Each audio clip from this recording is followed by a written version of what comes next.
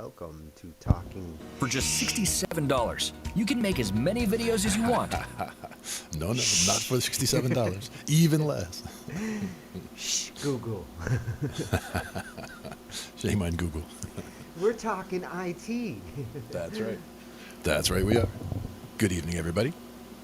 That was beautiful. I really enjoyed the classical there. That is, the technique is really what got me. The way you can hit powerfully, but you can hit gently. You can still get that sound across, but still have so much difference and dynamics in there. It's awesome. Well, and doesn't he have such great expression? Like, Yeah. his dynamics on that piano. This is a guy that, sent us his link last week, and it's some of the most inspiring piano I've heard in a long, long time for me. It hits straight to my piano heart. Mm-hmm. Matter of fact, Absolutely. let's bring that back up for a second, and want to show his YouTube page just so that people can take a look at it. You can find him on YouTube at I'm probably gonna mess this up. I wish Ange was here. Hosan Javanmard Musad. And you look at the name here. This is what you want to search for. And actually, he's got a good address for his YouTube, so you can find him at Hussein Javanmard Videos. Nice. And if you go look at his videos, I mean, it's piano glory. Excellent. All the way through. He's been at it for a couple of years. Mm-hmm. Now, I find some people, when they have a channel like that, they'll just stay very focused in one lane, so they'll stay to one style. Other people, they kind of branch out more. Which do you find with his channel? What I'm noticing is, he's got different piano themes. I mean, he's a piano player, so like you're going to find a lot of piano here. And you'll see a lot of different themes and moods. And as you go down, you'll start to find some collections. His earlier works, he would make some like relaxing collections, half-hour worth of music, and Very cool. yeah, as you can see, it takes a little while to get to his early stuff. Yeah, definitely. And I especially like when people take, they reimagine songs doing covers, but doing them a different style or, different instrumentation, doing things as just piano and guitar, for example, and getting it just like a, smooth style to it. I like that.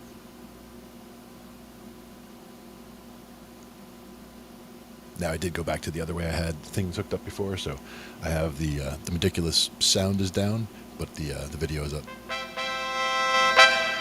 But you should have a little bit of sound there. There we go.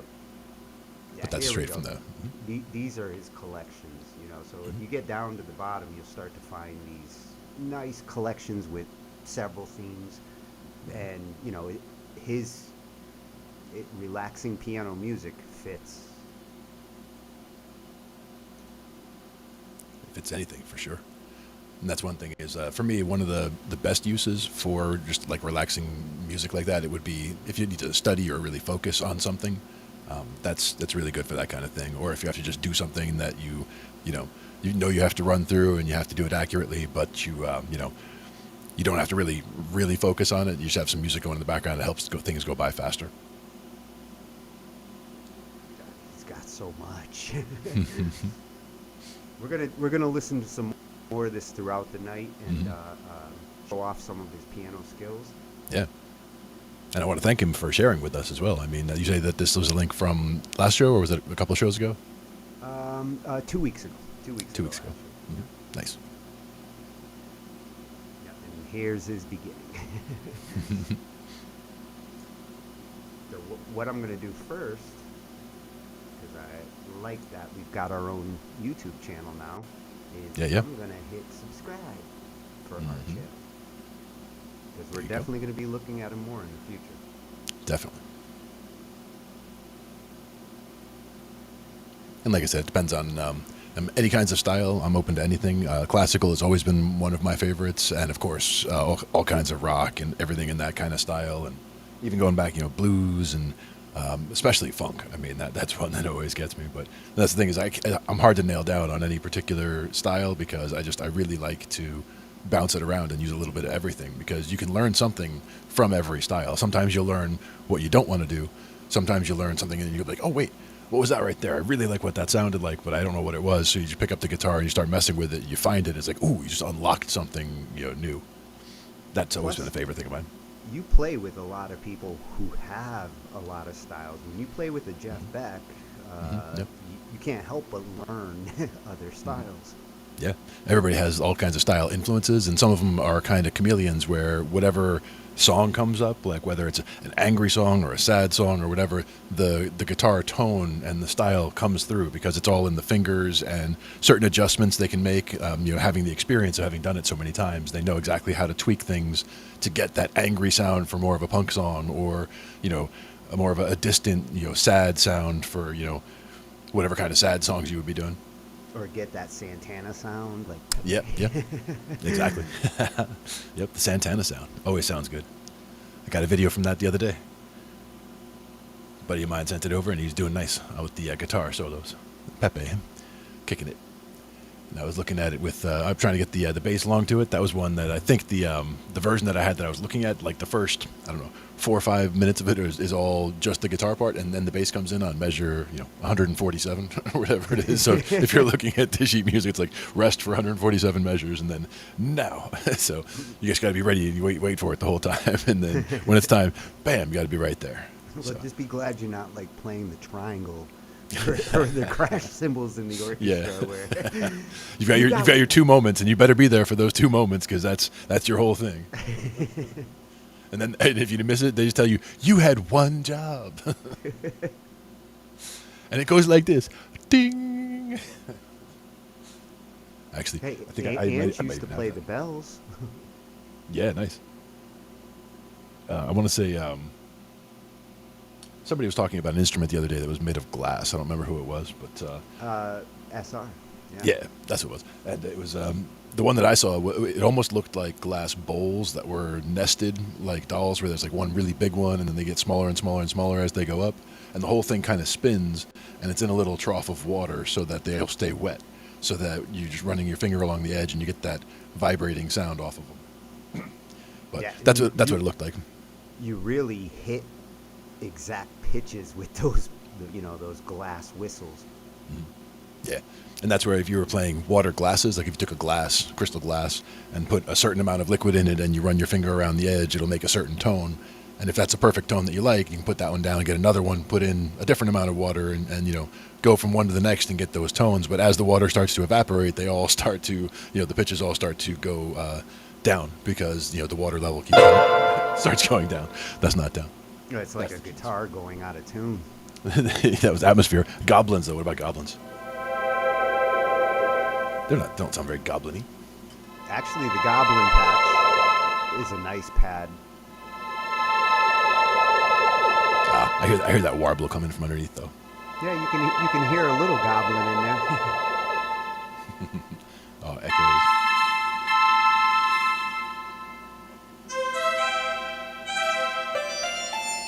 Sitar.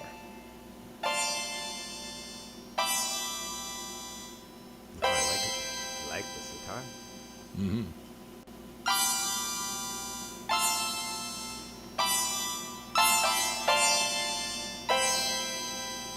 Using 7th chords with the sitar so that they all kind of resonate out like that. And then the next patch next to it is banjo. Talk about a shift. Go from the sitar to the banjo. Well, they Ouch. both got pluck. Yeah. They do. And that banjo sounds kind of It sounds like oriental a in that coda. kind of style. Yeah, I was gonna coda. say it sounds like a coda.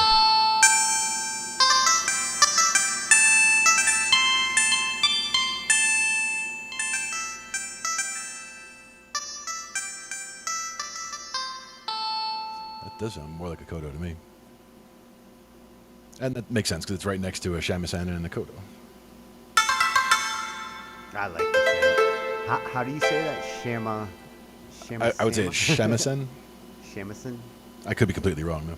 That one, I don't think I've ever heard it pronounced, so I'm just going by a guess. I love guessing, but like kalimba, I think that's kalimba. That sounds like.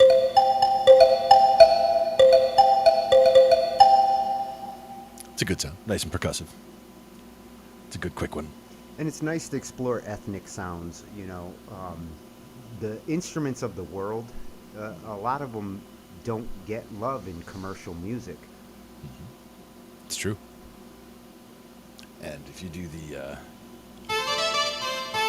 that's a fiddle, but it doesn't really sound very fiddlish. It sounds like a synth.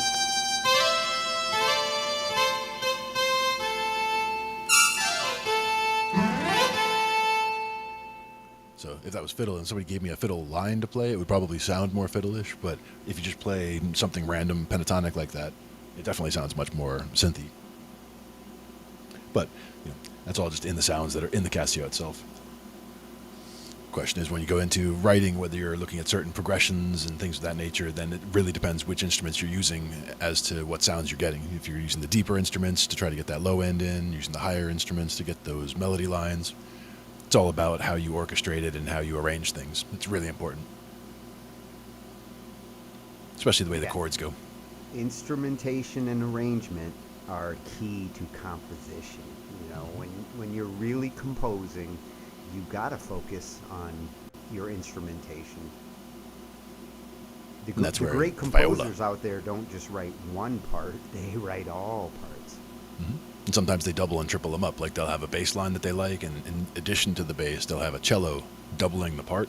And if you're doing it in MIDI, then you can get that exact doubling, so that they're hitting it exactly the same time, and then you can just get the kind of the melding of the two sounds is the end result with that.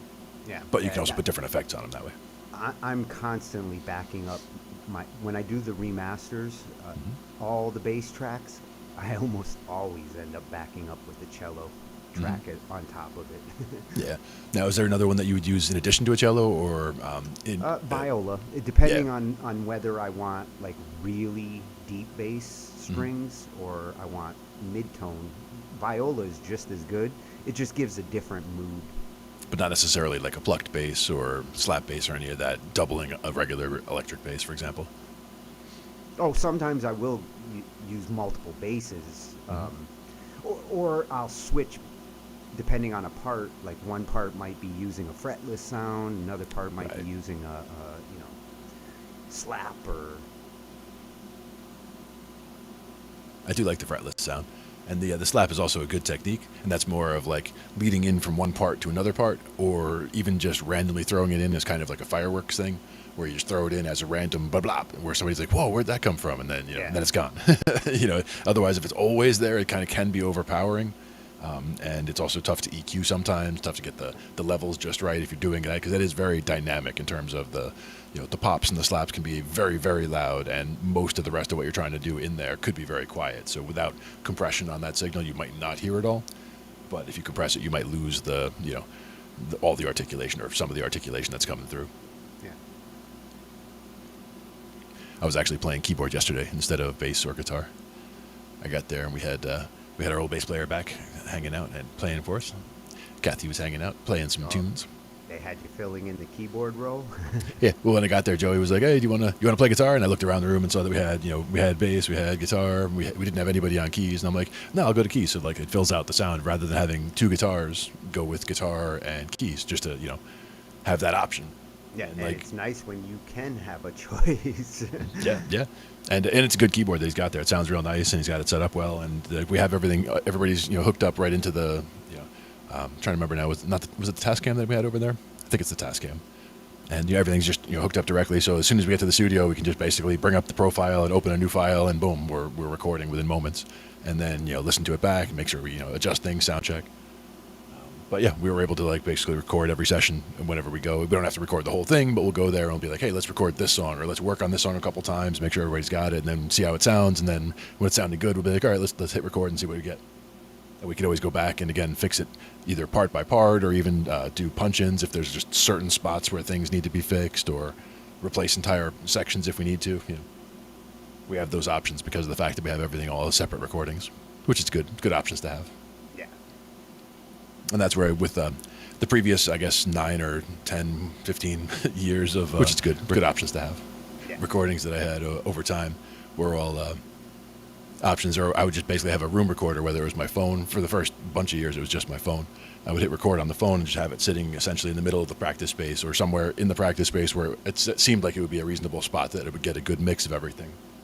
And sometimes it would, sometimes it wouldn't. But the idea was that it would get a reasonable facsimile of it. So we would be able to just either use it as a reference to get the idea back for a jam, which is the main thing. Because there's so many times where I'd be like, oh, I had this really cool idea, sit down at the piano, draw a blank, have no idea what it was.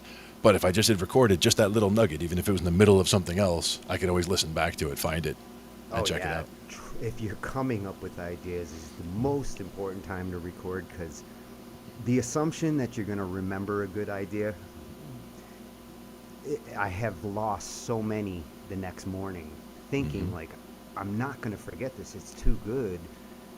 And a couple of hours of sleep. The ideas that come out of inspiration, unless you can duplicate that inspiration that caused that idea later, sometimes that idea doesn't come back the same way. Now, one thing is with recording everything that I liked a lot, where basically I would get to rehearsal, and whether it was using the phone or in the more recent years when I would get there, I'd use the Zoom, the H6, which has better microphones and the stereo separation and all that, so I can put that in a good spot in the room, and I'm getting a good, separation. So I'm getting the drums all on this side, for example, and not the drums on that side. So it makes it easier to separate it out and see how things are going. But even with all those recordings, listening back and seeing how everything is, you get enough of an idea to get the idea back. But if you don't, you definitely don't have it. But you mentioned Jeff before, my cousin Jeff. With a lot of these rehearsals, what happens is everybody will take a break, and then Jeff will be back. He'll either stay behind or he'll come in back from break early and just be noodling around on the keyboard, trying different ideas. So whenever we come back from a break, there's always something different going on than where we started, and it's always something cool. And I'm always like, how did we get to that? And like the idea is by having that recording, I now can go back and like listen to it, and I can send that link to Jeff and be like, here, Jeff, like here's all the stuff. Well, here's all the noodling you did for the last 10 years that you can sift through and see, like you said, see what ideas came to you in that state of mind that you were in that particular day, because that's one of those things that is hard to recreate, both from the remembering it as well as the inspiration coming at the same way at the same time. And 10 years of Jeff noodling, oh my God, that's a lifetime of noodling for the rest of us. Yeah, it used to be every Saturday for many years. I would drive out to Pennsylvania, and they were already all out there. So for them, it's all kind of close by, and for me, it was a haul to get out there. But it's like we would all meet, we'd play pretty much every Saturday, and it was rare to miss a week here and there. But now I do more of the live gigs on Saturdays, where I'm doing sound and doing lights and roadie work with stuff on Saturdays, and doing more of the stuff with the band either on I'm doing Sundays, I'm doing Wednesdays. This week I've had 3 or 4 rehearsals already. I think it was 3. I think we took yesterday off. We took today off, actually. No, we played yesterday, taking today off, playing again tomorrow. A day of rest. I lose track of days though. I lose track of days. Doing things though. Getting some parts together, and like I said, we have a gig coming up. It's just a couple songs, but it's a couple songs in a church. That's one of the gigs that one of them had coming in. I think it was the singer had the idea. You can get some great sound in churches. Yep. If I could pick a place to record like that you're going to get a good room recording in, you pick the right church, you can get an awesome recording room. Yeah. And that's the idea, whether it's, just to be able to play in such a large room is very nice. And whether it's a church, whether it's an auditorium, it doesn't really matter as far as the acoustics go. It's, just about the size of the room and the way it's configured. But churches are generally configured in such a way that they're trying to be good for amplifying sound. And so that they are naturally set up that way. A lot of them have good sound equipment. Yep. Oh, yeah, absolutely. Some of my clients over the years have been, people getting equipment together for church. Sure.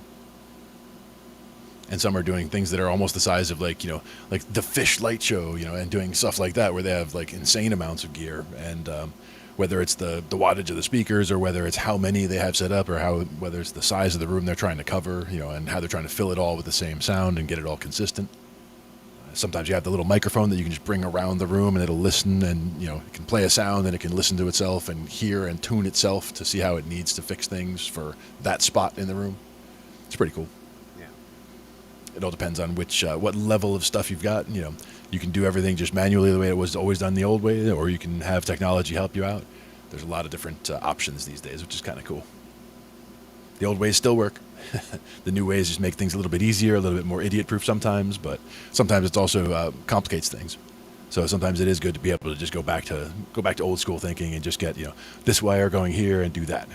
Yeah, and like you really make that happen. If you really want to be versatile, you gotta kind of juggle between old ways and new ways. Some things never change in sound, and other things like the whole digital capture these days is a whole new world. Yep.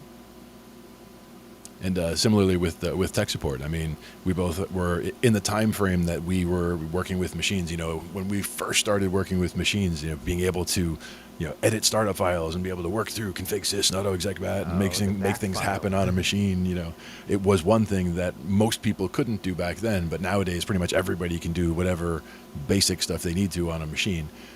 And you know, when they call tech support, it's usually it's broken, or you know, I spilled coffee on this, or or whatever. There's like, you know, it's usually not the kinds of issues where it used to be, where we had to actually engineer a solution for something. They put their coffee cup in the CD tray.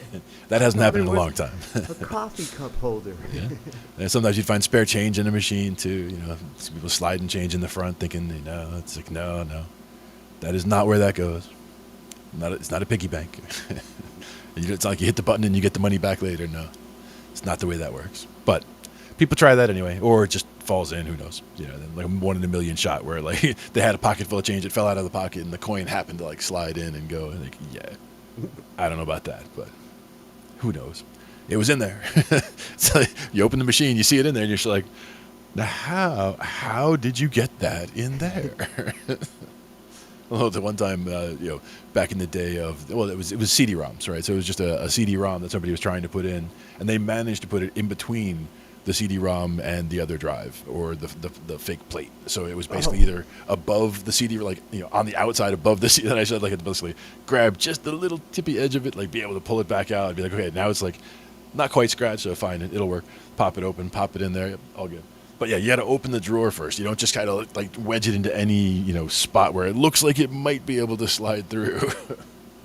But I do get it where some of them are just, you know, self-loading and have this that small slot in the front, slide it in. But usually it's pretty obvious where that is, compared to in between the drive and not a drive. Yeah, did you ever have one of those CD players that the CD just like slipped in, like Yep. There's no tray. You just basically start putting the CD into the little sliver, and and it grabs suck it. Up. Yep, I like those. It didn't always give them back though. That was the problem with those. It reminded me of the old school money machines, ATMs, where the bills, it's almost like two rollers, like, you know, trying to grab it. When you're trying to get change, like you're trying to put $1 in to get quarters and it won't read the dollar. yeah. In and out, yep. Oh, doing the whole roll thing. I fought with machines in arcades. Arcades, the 80s and 90s. Not laundromats, arcades. Take my damn dollar. And give me some of the shiny metal quarters. I need them for the video games. Was it Gauntlet? Which one was it at the time? Yeah. And you only had so much time. It's like, yeah, of course. Take my dollar. I only got 60 seconds. Yeah. Hopefully you had a buddy that was in the game with you so they could spot me the quarter. Come on. I'll get you on the next one. But yeah, I mean, when they started becoming quarter eaters, that was probably at the Gauntlet times, around there. Before that, perhaps a little bit, but I mean, at that point and beyond, then you had the X-Men type of thing, where that was just as a killer combination. Like if you had 4 people that were, you know, were all friends and you're playing this game and you're doing like the X-Men game or any of them that are of that style, where the 4 of you are running around like messing stuff up and just crushing through stuff. And again, anybody runs out, like the other 3 can kind of cover for them while they're getting their other, you know, getting their money together to get their next quarters in there. That was some serious good business for the companies there. Bringing in the quotas. I would just fill my pockets with them. Sure. But you did end up playing a lot, though. Now, you said in front of elevator action, you could be you could be over there for an hour or two on a couple of quarters. I tended to glom to the games where I could play for hours. APB was like a driving game for cops. Like, Yeah, you yeah. basically drove around in the town, Mhm. and one quarter could get me an hour and a half worth of gameplay. Nice. My buddies would have spent $5, $10 playing all the other games in the arcade. I'd be sitting there 25 cents on APB. I had friends that were big on ones like the Tekken games or any of that style of like just one-on-one fight games, and to me, that's the ultimate of like you're just gonna be like ba-ba-da, ba-ba-da, okay, next now somebody just lost a quarter, yeah, ba-ba-da, ba-ba-da, okay, somebody lost a quarter. It's like too fast that way almost. Where the ones where you're working together to do something is both more fun, I think, working together to accomplish a common goal, but also, it's not, somebody beating somebody else and then, oh, now pay up for another quarter and play again. And just games like that. I would play them and I like them, and I have them on the emulator as well. So those are ones like go back to like Karate Champ and stuff like that. Karate Champ, not so much. What was the other one? Kung Fu, maybe. Ye Are Kung Fu was the one I really liked. There you go. That's an early one. Hmm. There were some good ones though, man. I mean, that's the thing is man, retro video games is definitely a subject that we could go into for hours on any given day. I just need to figure out a way to get the output from the Raspberry Pi hooked up so I can record the input or redirect the input of the video for this, and we'd be able to go through all kinds of stuff on there. Well, it's got an HDMI, right? It does. Yeah. Those little HDMI capture boxes, Yeah. cheap and worth having around. Mm-hmm. Yep. That would do it. I was thinking about like out of the box like what I have here, and I'm like, nope, don't have that. Yeah, another way. Can't make that work that way. Another way that some people do it, not so much the gamers, but you can capture the video through the network. You can rebroadcast the video over the network and capture it that way. It's a little slower, so it's not a gaming solution so much, but Yeah, and in this case though, it's not like these games have a lot of overhead because we're talking retro games, so we're talking Donkey Kong. It doesn't take a lot to send Donkey Kong over over whatever. If you're doing, I get what you're saying though. If you're doing high end graphics and games that are split section reaction time stuff on high end graphics, that would be definitely much more avid of an issue than something like that. yeah, in Donkey Kong you can practically fit on a floppy. Yeah. And that's where the ones where they had, I think it was Atari, had just like the controller itself, and you just, like with the red, white, and yellow at the time, and you plug those 3 wires to your TV, and boom, you had all the games that were in like the classic Atari console in the controller itself. Yeah, Those I kinds got of one solutions I those for really liked. Christmas a couple of Yeah, years nice. ago. Nice. And then nowadays, the next version of that I've seen is basically an all-in-one box where they're trying to put whatever they claim 40,000 or 60,000 or 80,000 games or whatever, just some ridiculous number of games. But that's where you get 9 copies of a game that doesn't work or whatever. But still, Yeah. they have a lot of choices on there, a lot of different options. All Let's keep you working off occupied. the MAME emulator. Yep, MAME emulator. So we're going to try something different this week. For those who want us to check out your BandLab tracks, we'll check out a couple of them, but you got to go to youtube.com/Angified tonight. Put your links over there. So if I see them over there, we'll check out your song. Mm-hmm. Sounds fair. And hopefully if you go over there, click subscribe, you'll like the Angified content. Yep. You find some good stuff there. Not just our shows, but a lot of shows. So I will put it back into the chat again. Bam. The Angified on YouTube. So you want to send a link? Send it over there. We'll check it out. Mm-hmm. That's the place. Well, we're trying to expand our, presence across social media platforms. So last week we tried out Twitch. Yep. Got a couple of links. Hell, that Hassan That was a good find. was a link that came through that. Yeah, that was a good find. I'm glad that came through there. Yeah, I also found a couple of cool Twitch channels that Rough Guitar Studios. I found him over on Twitch. Nice. So, we'll be starting to experiment more with some of the other platforms. Some nights we may actually stop the stream and move over to them. We've been doing that with some of our shows just to, spread our presence across the different platforms. So Yeah. tonight's a YouTube night. You can chat with us over there. and send us a track.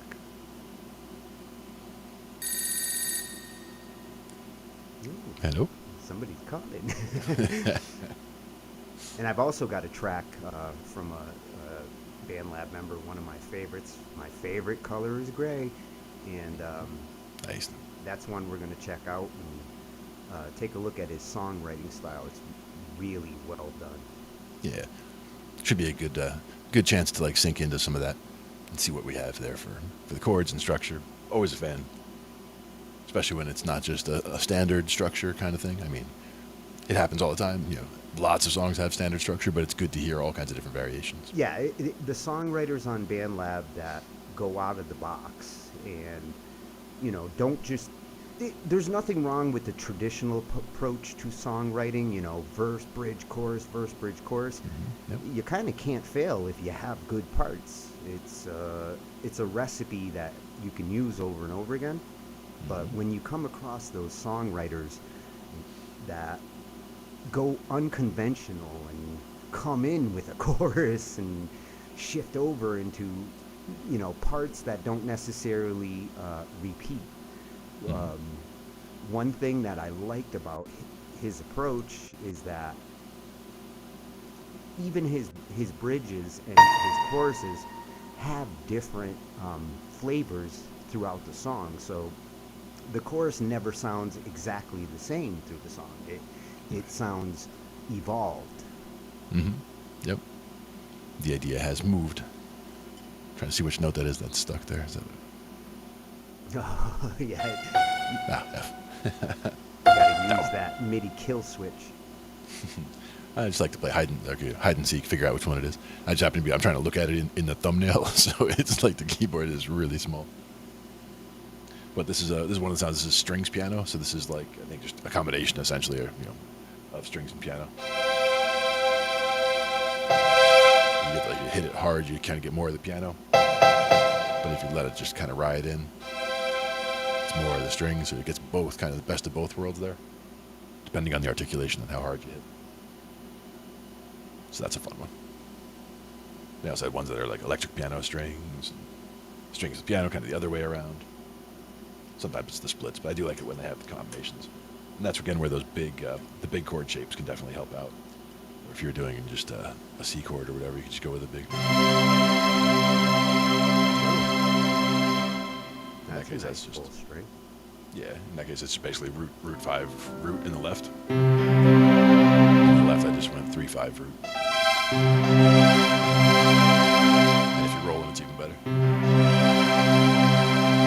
But also the articulation matters. Where if you just if I just kind of slam them, it's too much. But if I kind of roll into them and keep it, and that's where the strings come out more in the gentle end of it, where you'd hear more piano on the sharp end.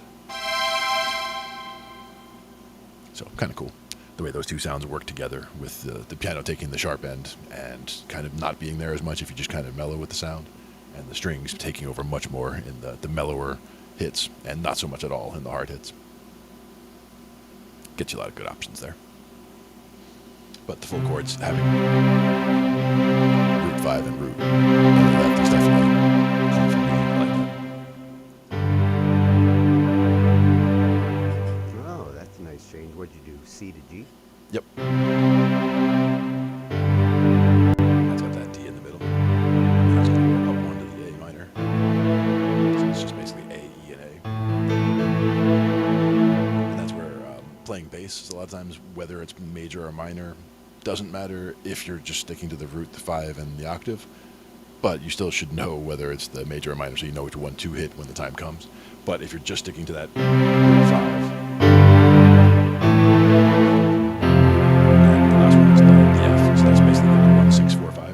Almost Pachelbel.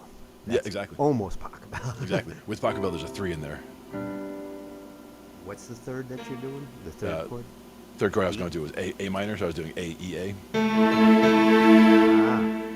And then to the F, C, F.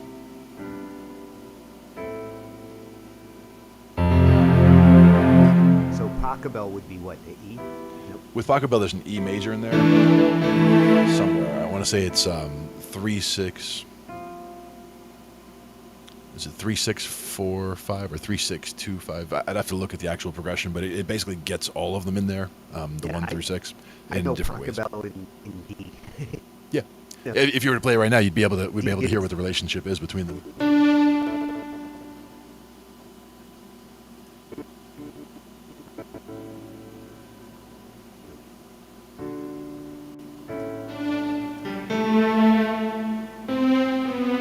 Then to the B, right? With the C, I almost.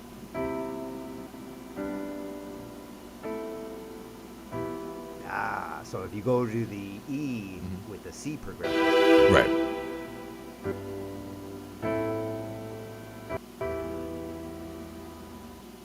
And then you have the second half.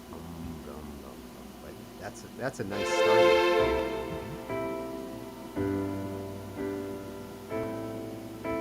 Actually, it's also like Let It Be.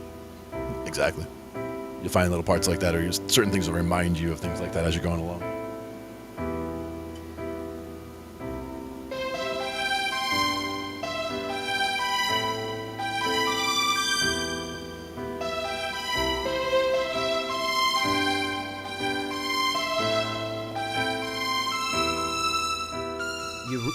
I'm so used to Pachelbel though, you really want to hear that resolve after that E. Like you want to hear the other half.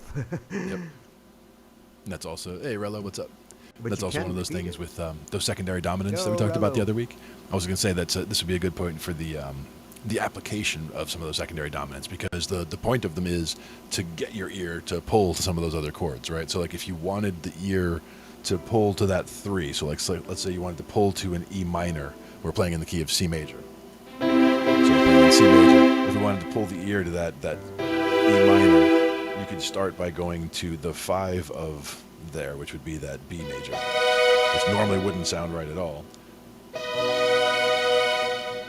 But using the B, and then pulls to the E. I feel like that E wants to go to a B. Yeah. The E and the B like each other a lot, for sure. And that's where you get those relationships of the ones, any of the ones that are near each other on the circle of fifths really do like each other. Yeah, Because they're very similar in the number of sharps or flats. the B really changes that. It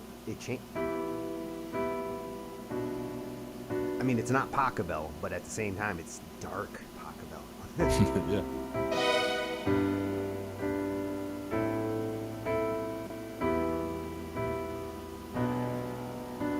You know, that would be like if Pachelbel was in a bad mood. And that would also be a good spot if you're playing that 5-string bass. You'd get that low B. You get all the way down there. Because that's when you don't always get a chance to use.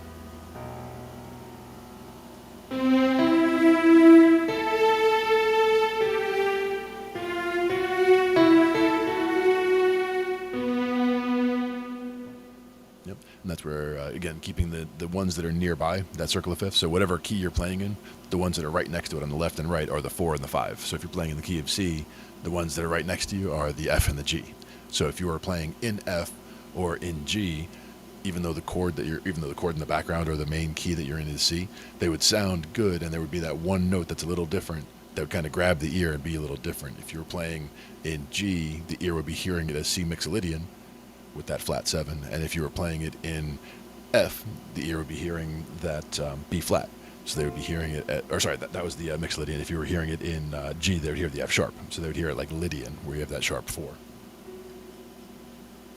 But you wouldn't want to like linger on that note, but it's more if you were soloing, it feels like if you were in the key of C and you were soloing around in C and you threw in either the F sharp or the B flat, not both at the same time, but throwing in one or the other would kind of lend the ear or pull the ear to think that you're in a different mode than you actually started in. And that's where you start getting those notes that sound out, or they're diatonically not in the key, but they're not out as in a bad wrong note. They just are an adjustment. I think I've almost got Pachelbel converted to C. Yeah, nice.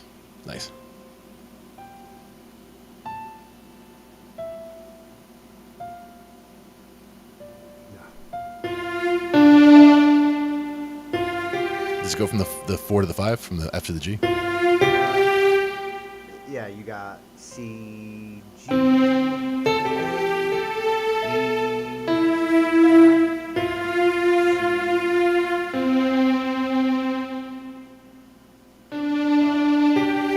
would go 2-5 from there, like the D and then the G.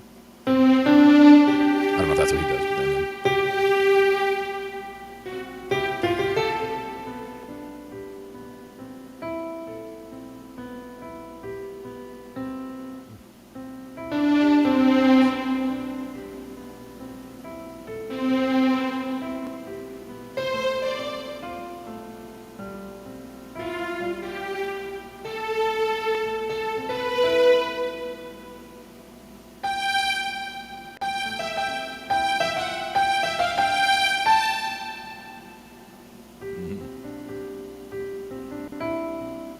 if I could figure out the other part.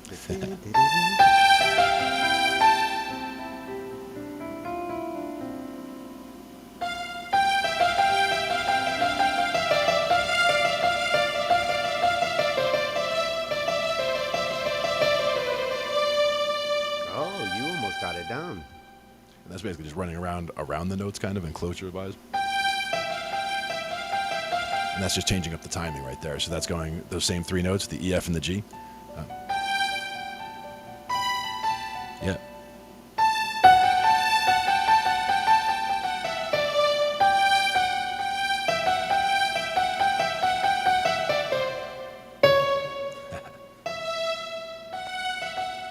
It's funny how that one little extra part makes you not care that the whole song is literally the same chords Yeah. for like 5 minutes. Yep. And that's the thing is, to me, the fact that it's the same chord for 5 minutes, but those chords do go around enough different changes as they're going around that they're getting all the chords in there. So you're basically covering that whole key, rather than like if it was just one of those 1-4-5 songs where you're just sitting in the 1-4-5 all day. All you're hearing is C, F, and G all day, or funk in E, where you have a 5-minute song where you're hitting nothing but E all day.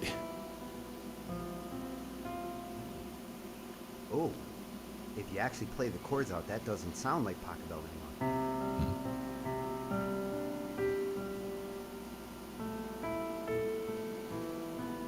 Oh, yeah, I hit the A. Mhm. Without the A, if I go straight to the E from the G,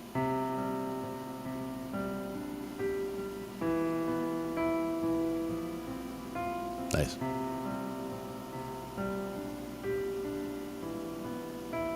it's another song. On the second time around, I would stay on that E even.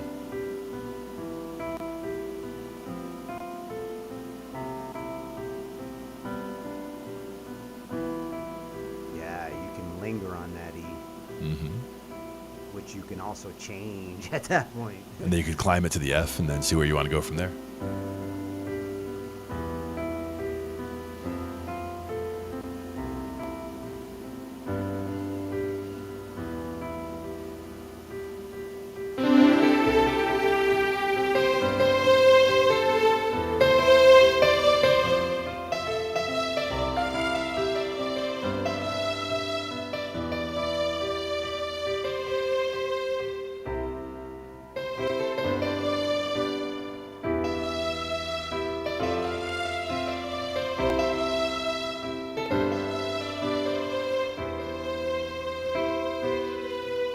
See, that just goes to show you can write a Pachelbel-like song. Absolutely. Just like that. 1, 5, 3, 4. I like that. Now, the way that I've heard those 4 chords more commonly used is the 1, 3, 4, 5 is another way to look at those same chords. It's more of a climb, though. Yeah, that works too. Totally different feel because it's a climb. Yeah, it rises. Mm-hmm.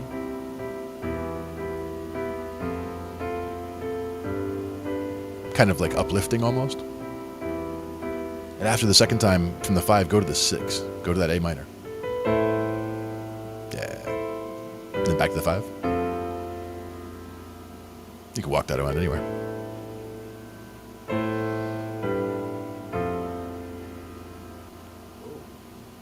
I like it.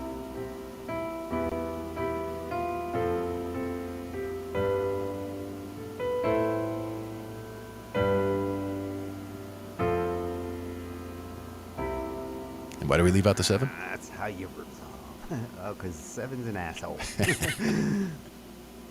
That's right. I'll use the note, but not the code. Now that's thinking.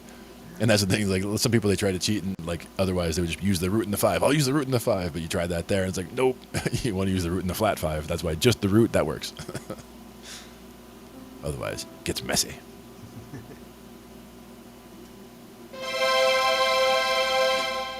What we should do is play you in a different key today also, instead of just always in the C. I was thinking about D before. I was actually practicing earlier before you got on, and what I thought it was F sharp major. Nice.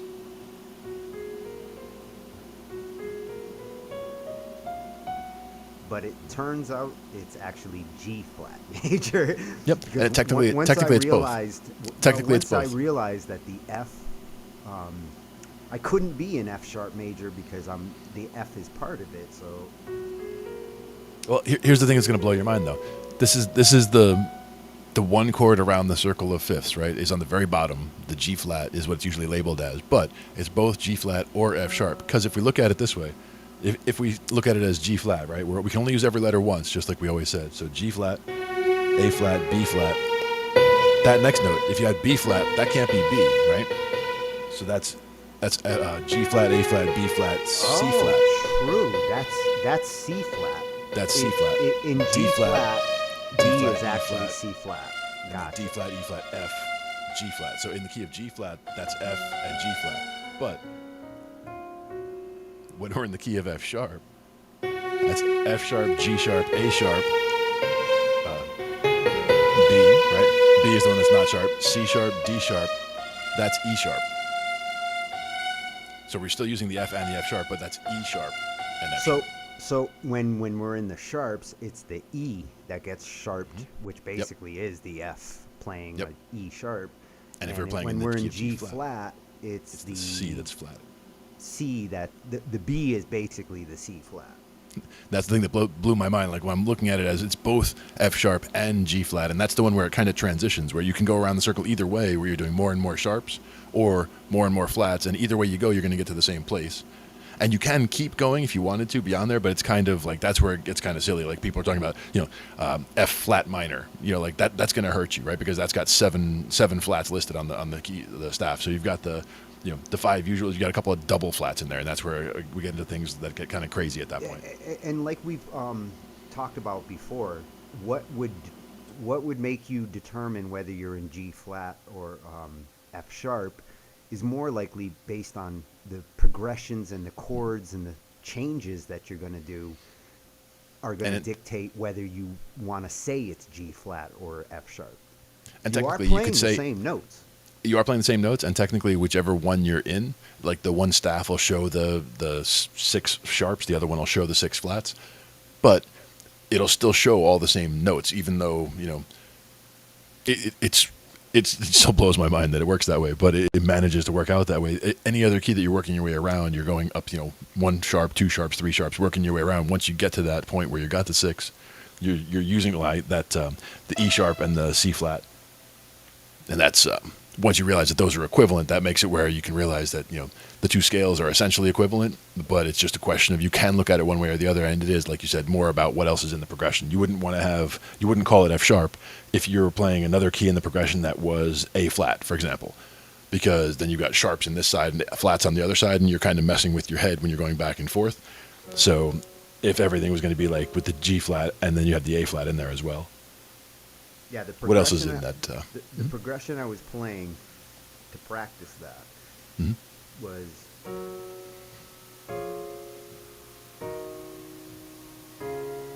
nice.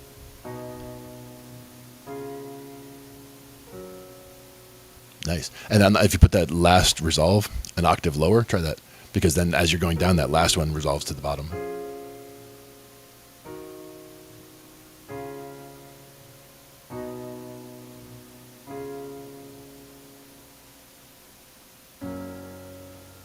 Yeah. Both ways are nice, though. I like the rainbow on the piano, too. Very cool. Taste the rainbow. Taste the rainbow of fruit flavors.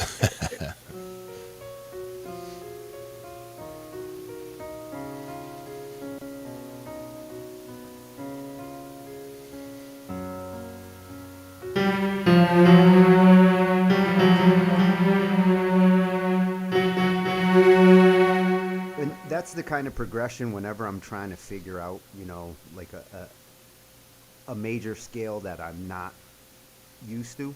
Mm-hmm. That's the progression that I usually start with, because just the simple drop down helps you to get familiar with the chords that are part of that scale. Definitely.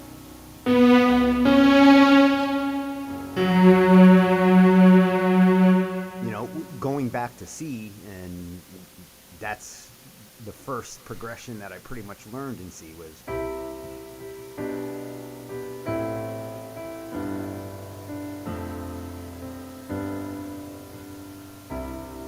Nice. And you hear the mood difference, same progression between both keys.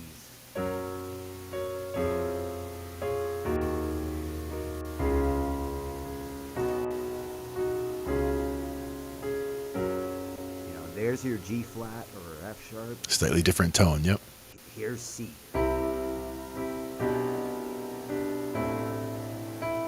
Which sounds a little darker. Mm-hmm. Kind of strange to say that about C, because I've always, thought of C as the happy scale, but when you compare it to the G flat sound, it's much brighter, that drop down. Yep. Then definitely. Now one thing I would go with G flat for that. One thing I would progression.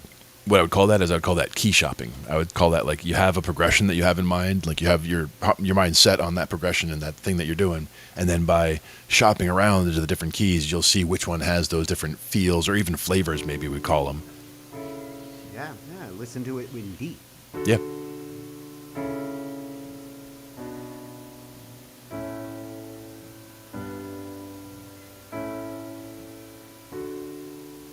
Nice. Just as nice in D as it is in G flat. And as you said, that's an excellent exercise to familiarize yourself with the keys or the chords in the key.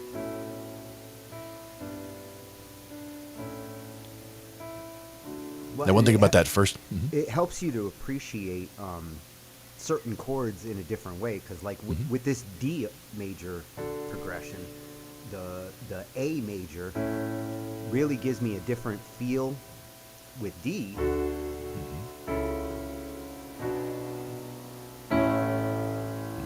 That A major different really context. feels different to me in this key than it would be if I was playing an A major. Definitely. Totally different context. Yeah. Not only that, but if you were starting in that one in G flat again, when you're playing in G flat major, the major pentatonic, that would be any melody line you're thinking of, could just be all black notes.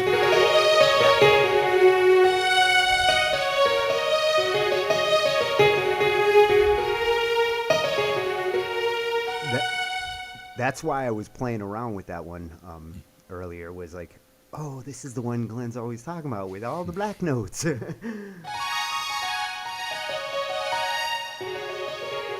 again, since it is so many black notes, it makes it almost as easy as using just all the white notes, because instead of thinking about, which ones do I have to use that are sharp or flat, it's just all the black notes, and the only ones you got to worry about are whether it's the E or the F or the B or the C.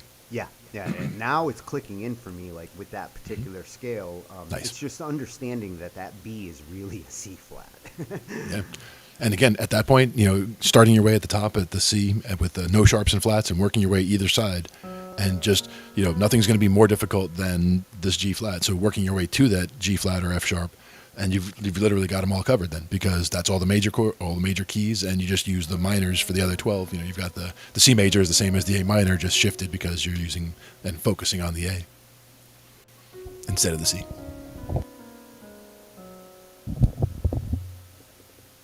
I gotta program my brain to do the your fingering. What was it you said? Thumb. For which one? When you do your I start with scales, this scale in particular. It depends on where we start. Depends on which key we're in. And in G flat in particular, I'm going to start with the index. I'm going to start index doing that's what it was. Index middle ring, and then tuck the thumb, and then index middle thumb again. That's what. That's the part that's weird. Yeah. I gotta get that clicked into my head because I'm still starting with my thumb. It's just And that's the old piano lessons coming back. With that kicks in at that point for when to scoot the thumb under for those, and that's also where we used to do the scales two hands at the same time, and go from the way bottom of the keyboard. You'd go up up 2 octaves together, and then out 2 octaves, and then back in, and then back together up 2 octaves, back to the middle, out 2 octaves, back in, and back down again. Like I don't even have a big enough keyboard to do the whole thing here. But like the idea is that because the hands, they shift at different times when you're getting used to that. Because in the left hand, for example, you're doing regular scales in the left hand, you're going to go 1, 2, 3, 4, 5, from the pinky, pinky up to the thumb, 1, 2, 3, 4, 5, and then 3, 2, 1, right? So 5, 4, 3, 2, 1, 3, 2, 1, and in the right hand, you're going 1, 2, 3, 1, 2, 3, 4, 5. So you're shifting, if you're playing them together, your right hand shifts after 3, your left hand shifts after 5, and you got to get used to that, playing them together. If you're trying to play, scales at the same time up and down, but that also gets you used to doing it.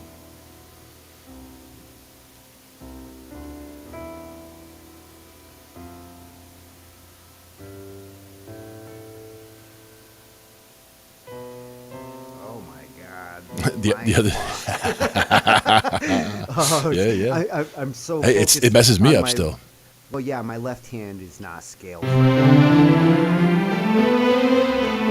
I did it so many times though that it made it a big difference. So The other thing is- on your left hand, you start with your pinky, right? Yes. Yeah. Yep. Go all the way up, all 5, and then. Now in this case, it's pinky, Index, pinky through thumb, pointy, yep, and then index, middle, index, thumb, and then you're ready to come over with the ring finger. Because if you start on that D with the ring finger the next time, it's as if you started with the pinky, but you're coming over now.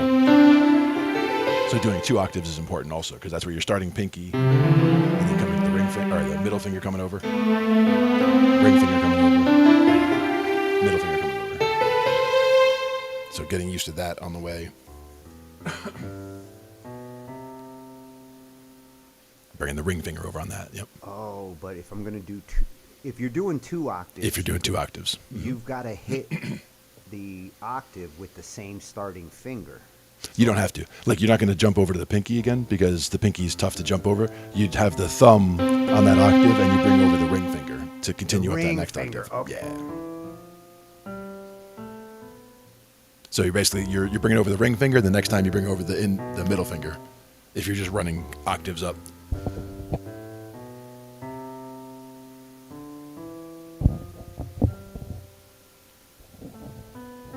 Whoa, I gotta start practicing my scales with my left hand. A couple of times, and it actually does click in pretty quick. Exactly. When you're really focusing on which finger to use, and once you get it clicked in, scales aren't hard to play. Yeah, and the other thing is that there's not an infinite number of them. Like, I always used to look at it as, I had to learn this scale this week and this scale another week, and it seemed like there was never an end to what scales we're working on. But the idea is, since there really are only those 12 keys that we talked about for most of what you're trying to do, you can handle with just what you just did, this little exercise right there, and you'll find that each scale has its own character because of where the sharps and flats are and because of how you have to go up and down. But the good example is, in that C, right hand, for example, you're doing 1, 2, we'll call it 1, 2, 3, 1, 2, 3, 4, 5, right? If you're going multiple octaves, you're going 1, 2, 3, 1, 2, 3, 4, 1, 2, 3, 1, 2, 3, 4, 1, 2, 3, 1, 2, 3, 4. So you're just going back and forth between the 1, 2, 3 and the 1, 2, 3, 4 if you're just continuously to run and run and run. And if you're going to end, eventually it's on the pinky. That's what I really need to start doing, is double octave scales. Yeah. Never actually thought of that. Like, I did the scale just to make sure I could remember what's sharp or what's flat, but Yeah, what notes they are, sure. Never thinking of rolling at least 2 octaves through. Yep. And that's why it's key. I think that's one of the reasons why we actually did that as an exercise, doing 2 octaves up and down. Basically, both hands together, 2 octaves from very low. You go all the way up 2 octaves, and then they start going out like this. Because now you're doing the flips at the same time. So you're going you're both starting on C with the thumbs, and then you're going 1, 2, 3, 1, 2, 3, 4, 5. 1, 2, 3, 1, 2, 3, 4, 1, 2, 3, 1, 2, 3, 4. Counter? Are you going Yes. both directions? Counter ways, both Yes. directions. Man, you could. First, I got to get used to doing two octaves. But here's the thing, though. This is actually easier because by doing it this way, your ears hear it sounds more complicated, but your hands are actually doing the same exact things. Your hands are going thumb, index, middle together. They're both going thumb, index, middle, thumb, index. They go 1, 2, 3, 1, 2, 3, 4, 1, 2, 3, 1, 2, 3, 4. Yeah.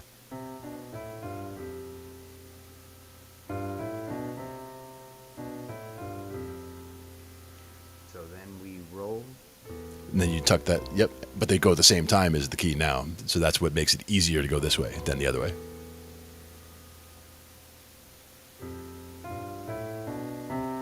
And it still takes time to get smooth and to make more practice. But as you see, like once you get the mechanics of it together, and then it's just a matter of as you repeat, it gets smoother and faster. And you also don't want to always, like you were just doing, you're talking about instead of just always doing one octave and back down, because then it feels like a static exercise and it always feels the same.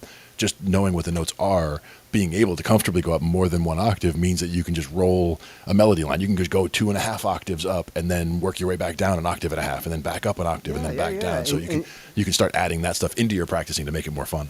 Typically, if you're playing, a lead part with your right hand, you are going to bounce around across at least 2 octaves with your soloing hand. Yeah, and bouncing back and forth between scale notes and arpeggios, where you're just basically hitting the chord tones, and throwing in chromaticism, where if you were trying to land on a C, you could go around it, like coming from the D chromatically down to the B and then back, but do it fast. Because that way it's an enclosure, but it's like it's throwing notes in there that you wouldn't normally have with that D flat, but that's just a chromatic note and it's only there for a moment, so. But it's something that you wouldn't normally expect to hear at all in C major. I felt like a little Flight of the Bumblebee here.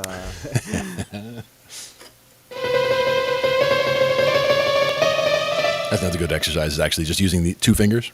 And like in that case, it's just 2 notes that are right next to each other, any 2 notes. And you get comfortable with, like, this is like C and D flat. And, D and C sharp.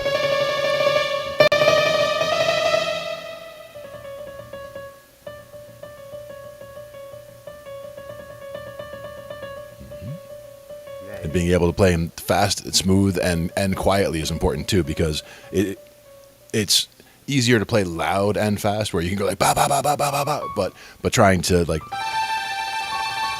hit them back and forth and have it be very gentle is also tricky. So that's where it's key. Like a lot of times when people try to play faster and faster, they end up playing louder and louder while they go fast. Same thing on drums. It's easy to blow somebody's ears out because they're trying to play drums too fast. It's like a boom, cha, instead of actually hitting with some dynamics and actually building and falling back. That's where with drums is where I noticed that dynamic a lot. The most. Oh, absolutely. Yeah. But it's true on most instruments. I mean, I've seen people on every instrument, just usually it's somebody's a beginner, they haven't played that much, and they're excited about the song they're playing, and they're just playing, they're putting their all into it, but they don't realize that they're, you have to pull back a little bit on the dynamics and be able to play loud and soft and actually feel the difference between loud and soft and fast and slow, because they're all important. And you can play the same song so many different ways. If you drag the timing a little or you push the timing a little, those kinds of things can make a real difference to how the song actually feels. Well, and practicing, speed practice is another one that, as just as important as scales, I've got to get conditioned for slow to fast to slow. Those dynamics are important for a piano player. And actually, even more important than that, I would say that one is important, but in that same category is for if you're playing with other people ever, like in a band situation or even jamming with people, jamming with a song on the radio, the ability to be playing, if you don't know the song necessarily, you're making a mistake here and there or whatever, being able to catch back up to the timing, to be able to not, because a lot of people, they'll be playing, and when they make a mistake or when something isn't going quite as they thought, or they're listening to a part, when they jump back in, the timing's a little bit messed. So it's important to be able to kind of short circuit yourself and jump back into the timing where it is, and just kind of that would be good for live situations, especially because I made a mistake or whatever. Step out, jump back in. If you want to be a good bandmate to your other bandmates, you have to be able to snap back in when you do realize you're off, whether it's the timing or the note. Mm-hmm. And I think one of the songs we were working on the other night was like 2 Tickets to Paradise, right? Something like that. Eddie Money? Yeah, is that in D maybe? Probably D, G, and A. I think it was that. But basically, I was playing just it's like, oh, soloing, whatever. And so it's like I just start, soloing and the same thing, picking a pentatonic key that sounds right and just kind of going with it. And I was also getting some of the bends involved on his keyboard because he's got one that's it's basically like the slide bar left and right like yours was more, where instead of the buttons like these are buttons, yeah, but it's got the little knob. yeah, but the knob actually has 3 settings, so it could be narrow, mid, or wide. So if it's narrow, it's only going a whole step, which is what I would expect it, which is what this is doing, going from an A to a B, for example. If you put it on mid, it'll go from that A to a C sharp. So it actually bend that far. So that way, if you were bending halfway as far, you would get here, but you'd have the ability to bend as much as 2 whole steps to get all the way up there. And then if you put it on wide, you're actually getting from the root to all the way up to the 5th. So you'd be getting from an A all the way up to an E. So it was kind of cool that it had different options. But for me, I would always keep it on that narrow option anyway, because whenever I'm using that bend wheel, I'm only looking for a whole step. And even in situations, one of the keys is like, let's say you're playing in A minor pentatonic, and I want to use the bend. I would use the bend on the C, bend up to the D. I would use it on the D to bend up to the E.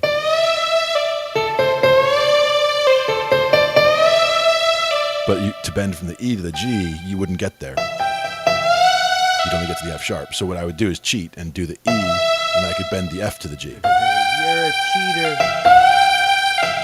And so it sounds like you're bending all the way up there, but you got to be careful with that, because if that F shines through there, that's not good.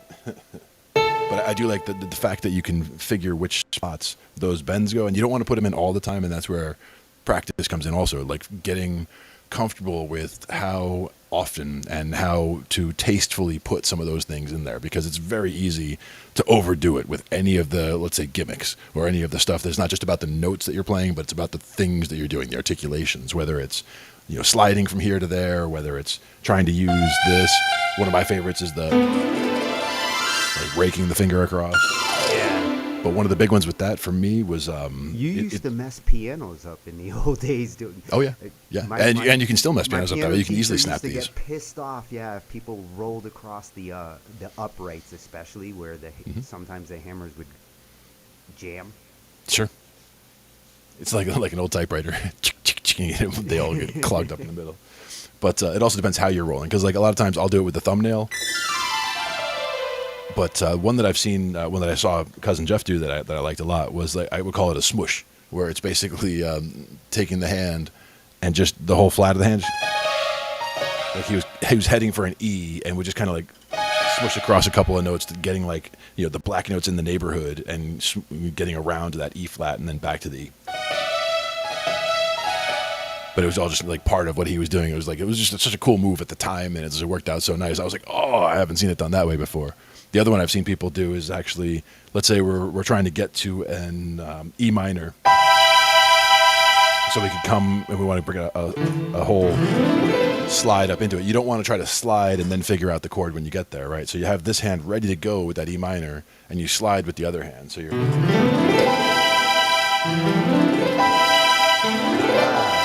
So that's where you're getting, you've got the target already lined up. You have your hand ready to actually. I got that as a proper note.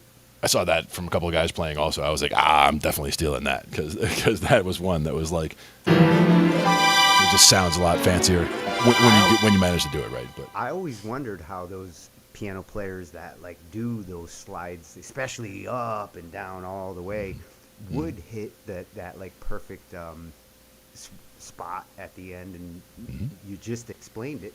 Yep. Now with guitar, trying to do the same idea. With a guitar, if you're trying to slide chords and get to a very certain spot, you're eyeing up your landing, same idea. Or even if you're jumping, like if you were actually going to jump on the neck from like down way out there where you're playing at the 3rd fret and you want to jump all the way up to the 10th fret for some reason, you can do that, but it's a long.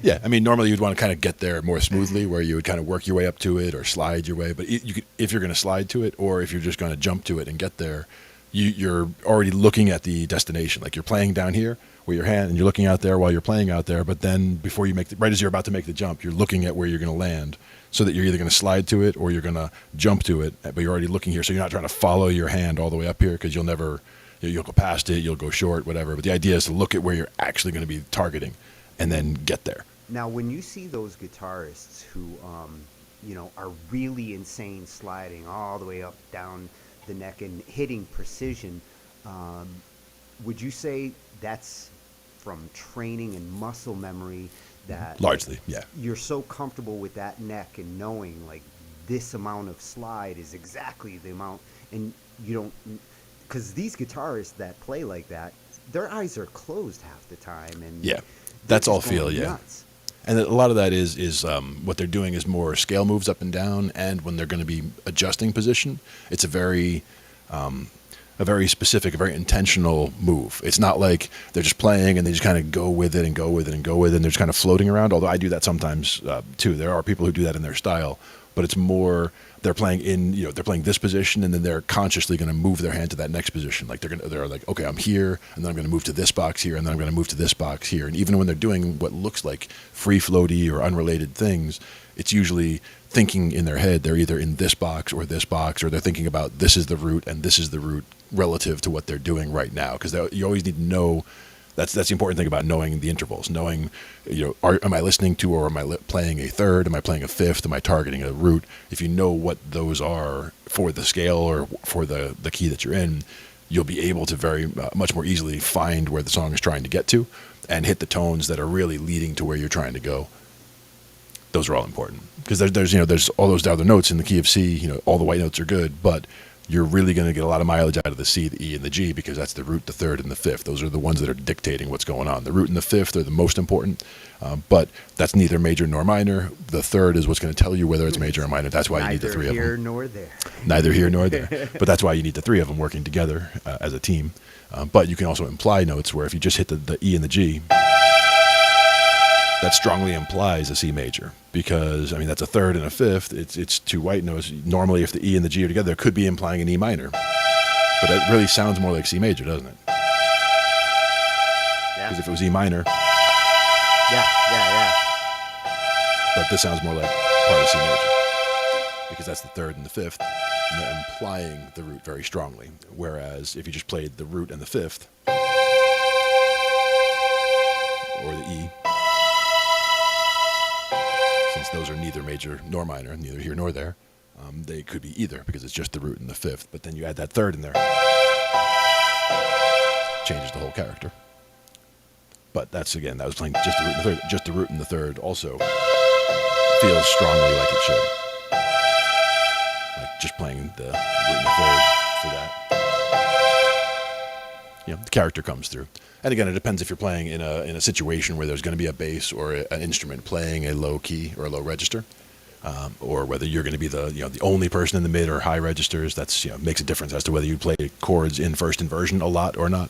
Like my buddy Mike, I was telling you about that, where he was playing all of his chords inverted because he doesn't want to play the root on the bottom, because he knows as a bass player playing that root already.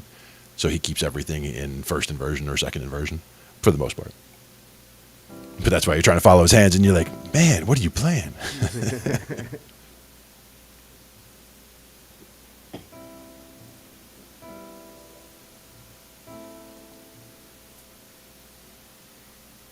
It almost sounded like "You Are So Beautiful." I was trying to. What are we doing? 1, 3.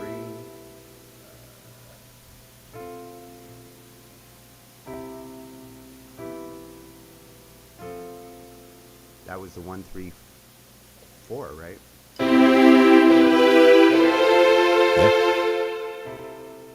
Yeah. We were doing 1, 3, 4, 5. That's what it was. Because that 5 pulls back to the 1 very strongly.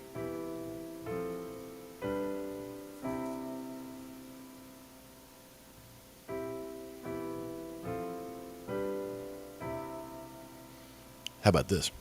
When you do that E, right? You go from the C to the E, which was minor, right? What about E major then? You mean switch from E minor to E major? Yeah. So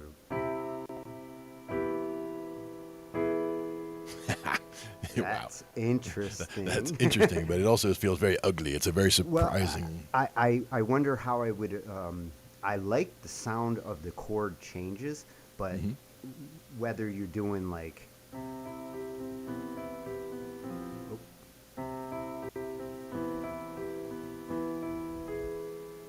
Versus, Yep, it kind of keeps it as more of a in suspense or a surprise until the end. The other thing would be to that take could work. from Something that E creepy major. like that.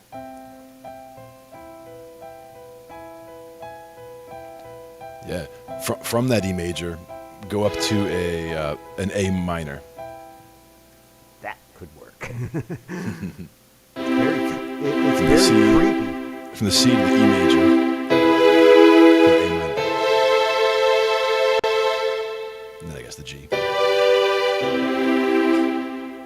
But yeah, it's just weird because we're adding that. We got the G in there, and we're also adding that G sharp in there, which is definitely unexpected and surprising there, or the, Well, the A yeah, flat, I should say. switching between a minor chord to its major equivalent does But- produce A dissonance. minor, major, or major, major, Yep, yep. minor. That's a good one. It Now- has that kind of, just like what you were doing here, except Mm-hmm. chord level. Yep, chord level, moving around enclosures. But yeah, you got to be careful with that because it is a shocking sound. Then it's not if it's not expected or if it's not what you're trying to get happening. Well, it does have that feeling of like kind of confusion or swirling.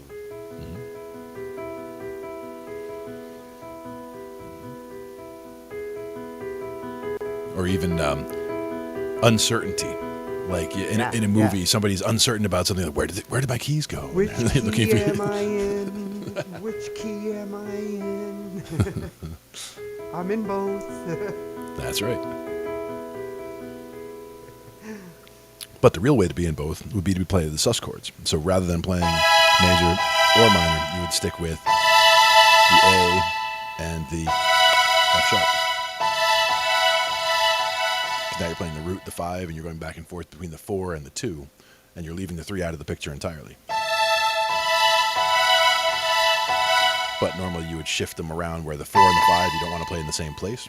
So you would probably stretch that chord out, and for that one you would put the 5 and the 4 above and below like that. Just as a way of getting that sus chord in there, because we're starting with major, minor, use the sus 4 and the sus 2. And a lot of times you would use those to get yourself back to. Come back to that major chord. It's one of those that you can just bounce on that all day, just using those middle movements in between the 5 and the 1. Is that what you're doing? I was using the E and the B on the outsides, and then in the middle I'm bouncing between the A and the F sharp, and then landing on the G. Oh, sorry, and landing on the G sharp.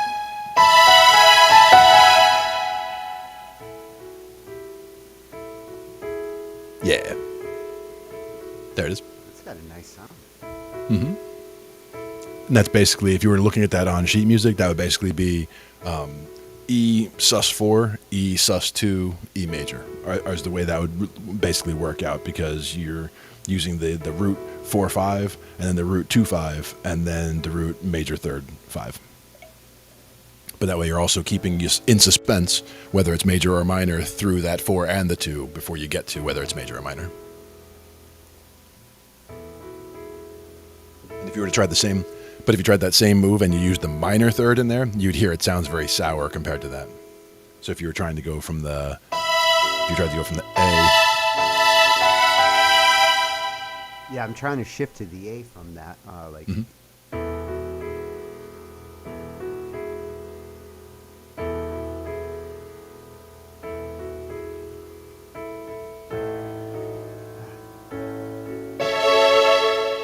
Oh, would that be an I would say A major. Because we were doing A major? yeah, because we were doing Yes, E major, yes, so yes, A major yes. would work. A major would work.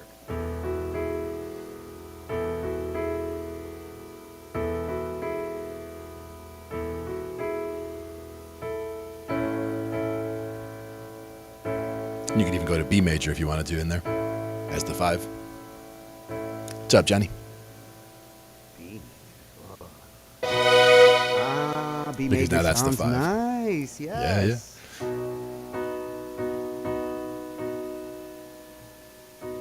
In this case, it could actually be B dominant because this is the 5 chord. You could add that A in at the top. That really works nice. Yeah.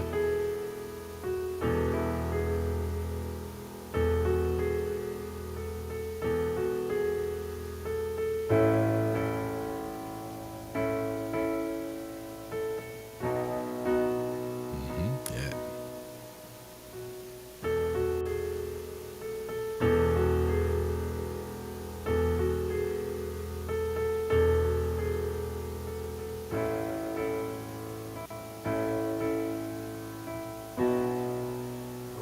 B minor.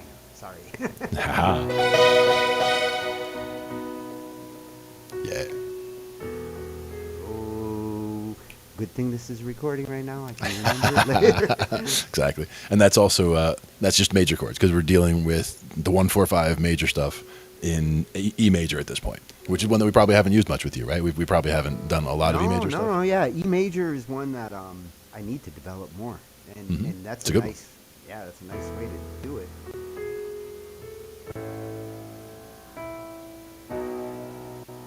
It's that B major chord that throws some people off because of the fact it's got the 2 black notes on the top there and the white note at the bottom, which is different than most of the other chord arrangements where you're either the outside notes are both white or both black.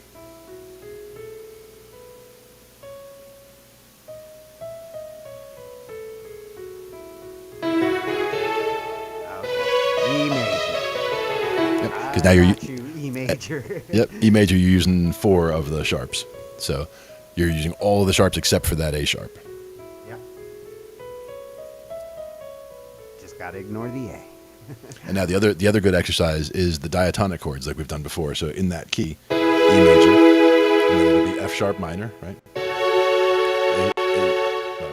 F sharp minor, G sharp minor, A major, B major, C sharp minor. And then you get to the asshole. Don't be an asshole. Where is it? Which would There it be is. Yeah, it's going to be the D sharp, the F sharp, and the A. And that's the diminished one. That's why it sounds that way. And you could also add that C in there for the fully diminished. And that's the one you can bounce around on the keyboard. I can barely get my fingers to the C. Oh, I was actually doing it with my other hand. I brought my left hand over to get the top C. Well, Cheater. Yeah, You got that's a good big-ass cheat fingers. though. That's a good. Even with my big hands, I'll do that though because I have the way the root position was with the C at the bottom. Oh, wait. No, I lost the chord. Right. So basically, playing it that way first with the C on the bottom and the A on the top with the right hand, and then I'll let go of the thumb on the C and bring the left hand up for the C.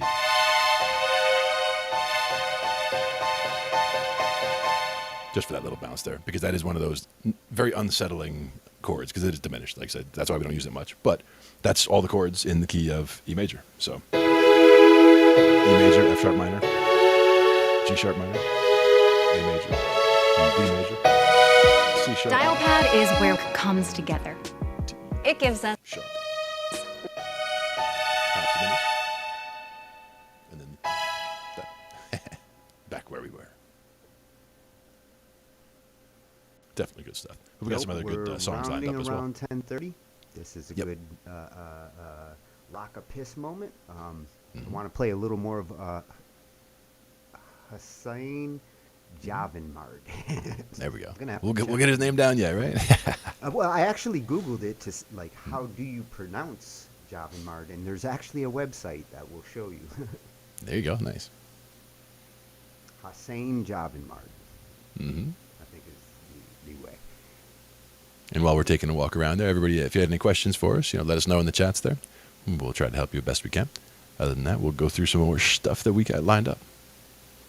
Yeah, I've got that great track lined up, set up too. So after we get take a listen to this, we'll come back and check out My Favorite Color is Gray. Nice. look forward to that.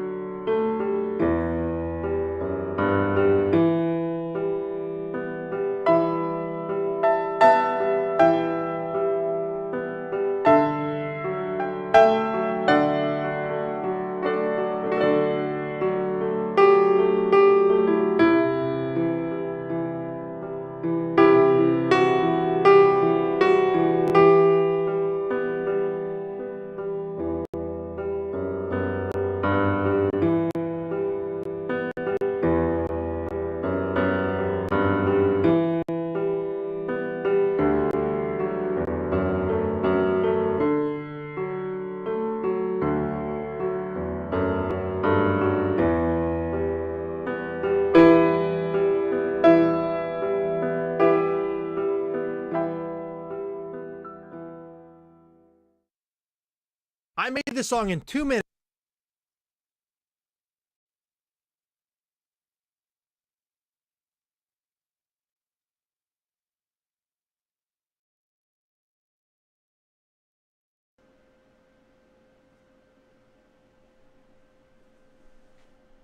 Wow, I really love his piano work.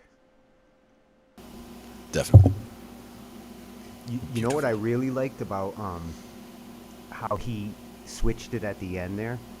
Because you notice he went from like the low end doing the bomb bomb bombs. He brought it to the high end and had the low actually do the lead towards the outro. Yep. Flipped it. Switching voices, yeah. I like And that technique a lot. I can definitely hear his composer influences because that definitely had a little bit of Beethoven. You know, the Moonlight Sonata feel. Love it, and Definitely. the theme he went with, gave it a, I don't want to say bright, but it was like romantic and sad, which Right. kind of was like what Moonlight Sonata felt like, you know. A It little was, bit melancholy, even maybe. yeah, yeah. The other thing you'd mentioned, I think, the last time about how the right hand with a little bit of a Chopin influence, right, as far as what you're hearing in the style, and to me, I think it's some of it is how he describes each finger has its own voice, essentially. So like the way that Chopin writes music specifically is he's trying to, like, if it says fourth finger, you use the fourth finger because the fourth finger has a very specific voice, and the way he trains the fingers, each finger has a specific way that it plays every, each note. So his fingerings are very specific, and that is one where it is very important to play a certain way. But the way each finger has its own voice is kind of what I was getting at there. The way you can kind of hear it in the way he plays in the right hand with the And melody voicing. That was Hossein Javanmard. You can find him on YouTube. I'm going to post the address actually in the chat here. And Excellent. if you love piano, you're going to find a ton of it. Beautiful Excellent. piano. Perfect. Yeah, I'm really glad he sent us his info. Absolutely. We thank him for that, for sure. Hours of entertainment there. And again, like I said, I love the style, and with what I've been doing lately, I did have a number of classical pieces that I played when I was younger, but I haven't really even played pieces of them, except for a little bit I showed you with the one or two pieces that I remembered little bits of. But I would like to get back to some of that, but learning more by ear has been faster for me. In classical pieces, it would be very difficult to get all the nuance and all the extended chords and all that in with just by listening by ear, but just getting the feel for how a song goes, like figuring out where the main chords are, where the main melody line might be, those kinds of things. Well, I a like to song figure like stuff that, out by ear.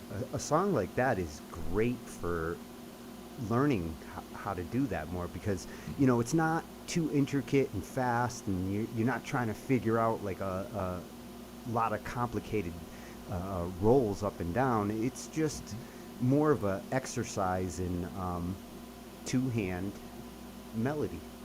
Yep. And even just the stuff that we've been talking about lately with like enclosures and just doing little melody pieces here and there.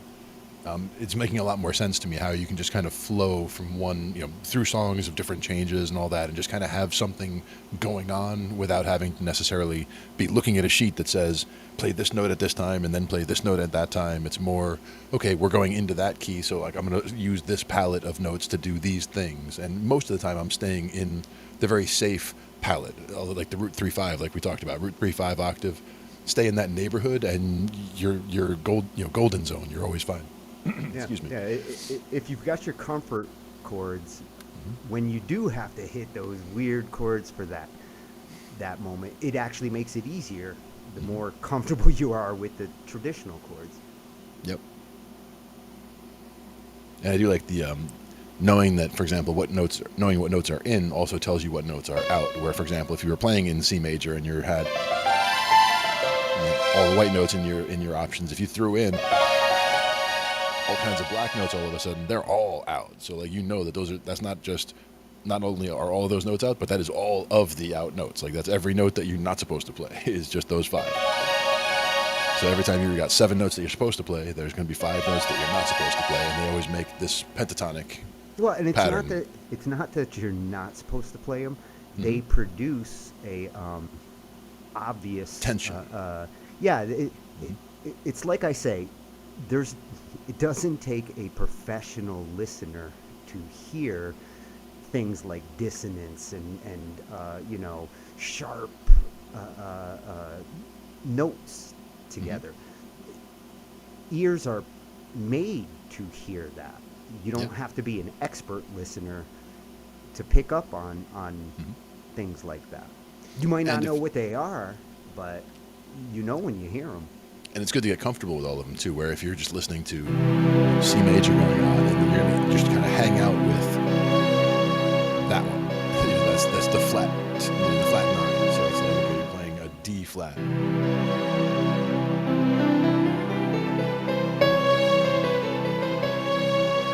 See, and that's that's where good instructors, like, my best teachers with music theory emphasized like recognizing that, like, look for this sound when you are listening to the scale, and where you can pick up where something's off and whether you want that kind of sound or not.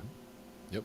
That's why I say there is no wrong. It's Exactly. just, what are you trying to accomplish in the feel that you're trying to do? Writing a horror hanging out with each soundtrack, one. you break a lot of rules to be a horror for music composer these days. Yeah. If you're in C, that's the E flat. That's the sharp 9. We're talking about that one piece that you saw that had the sharp 9 and the flat 9 in the same piece, and you're like, what? And then you've got the other ones.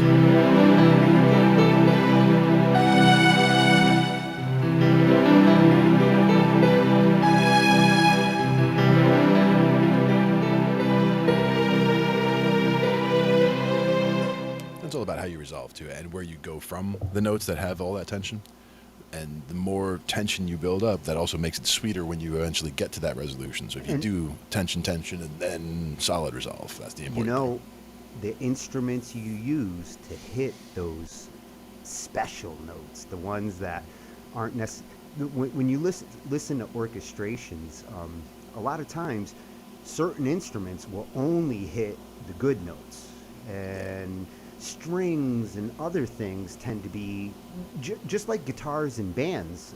A lot of times are the ones hitting those ninths and sevenths and accent notes, whereas the accompaniment musicians and instruments are keeping the core foundation notes. And if you think about in an orchestra or large band environment, think about it that way, because each person can be taking one of the chord tones. So if the bass is taking that root note, for example, the guitar might just be focusing on the third.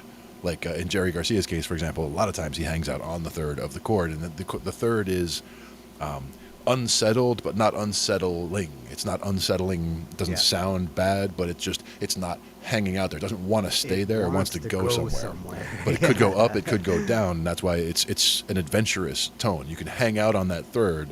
So that's always a good target. Like if you're at the end of a measure, if you get to that third, you could then get to the measure and the measure hit that third, and then you can either go up to the fifth and then flow from there, or from the third go down to the one and flow from there. And that's a good way to describe it. Adventurous. It gives you that opportunity to explore. Like, do I want to go up to the fourth, down to the second, or back to the one? Or even just around and around. Like if you were playing in C, like we said with the suspended, you could hang around all around that, with the F and the D, and you end the measure on the E. Right?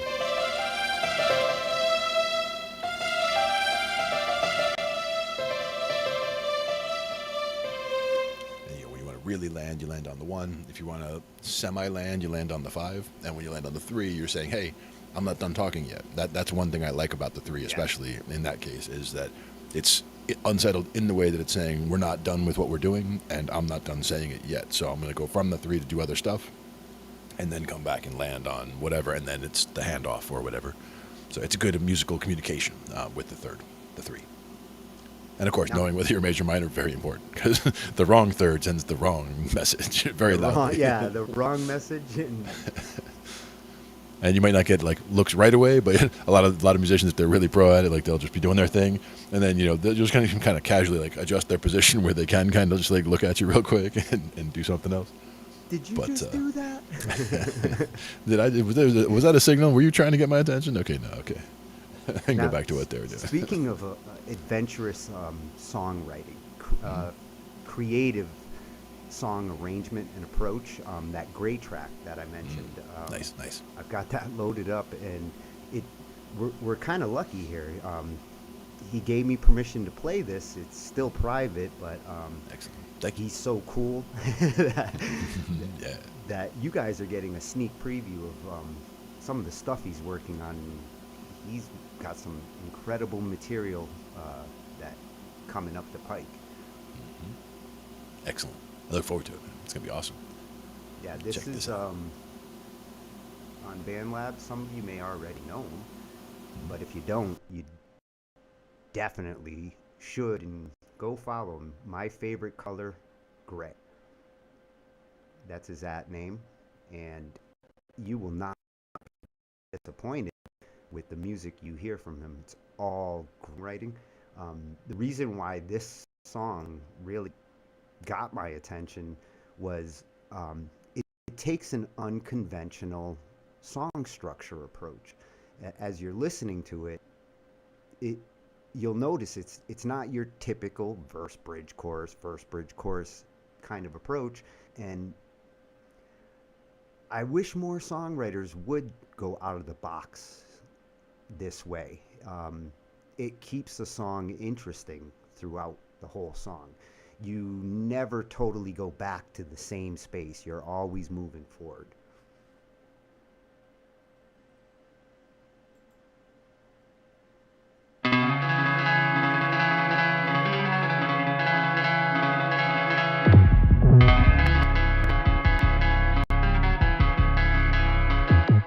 Take me to the pyramids, 'cause I was born to be a pharaoh. I miss my daddy so much. Up from Mexico, down by the Luxy Bay. There's a lighthouse on the beach. I'm gonna die someday, and that'll be waiting on me. I'm gonna die someday. Don't you dare bury me in the ground. I don't wanna stay where there's no sunshine and no sound. Take me to the mountain top. Take me to the edge of the sea. I'm gonna die someday. Baby, just set me free.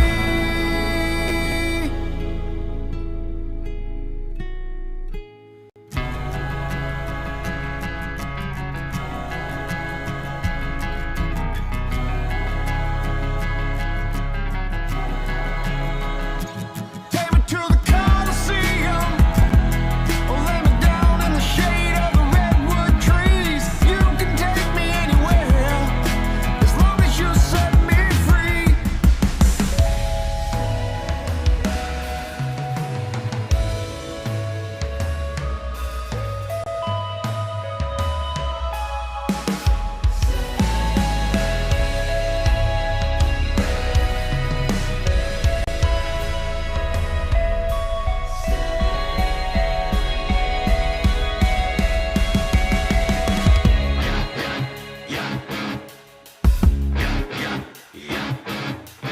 Take me to the shores of Normandy.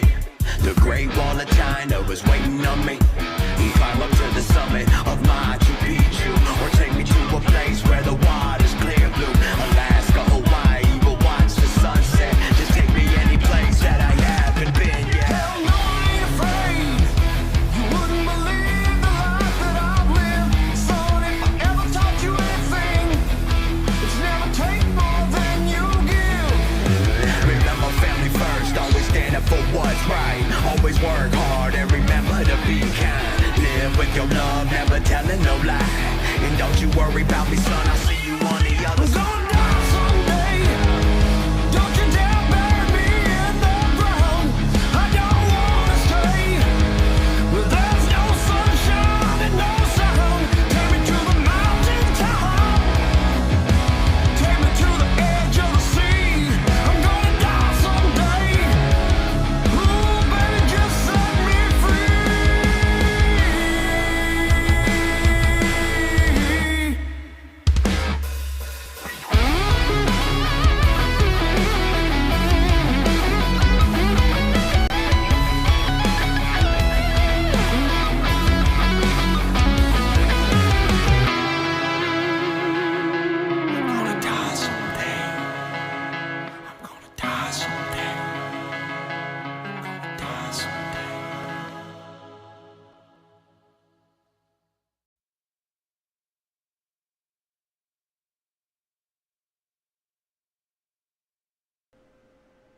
I love the shift between the feels. Definitely, very cool.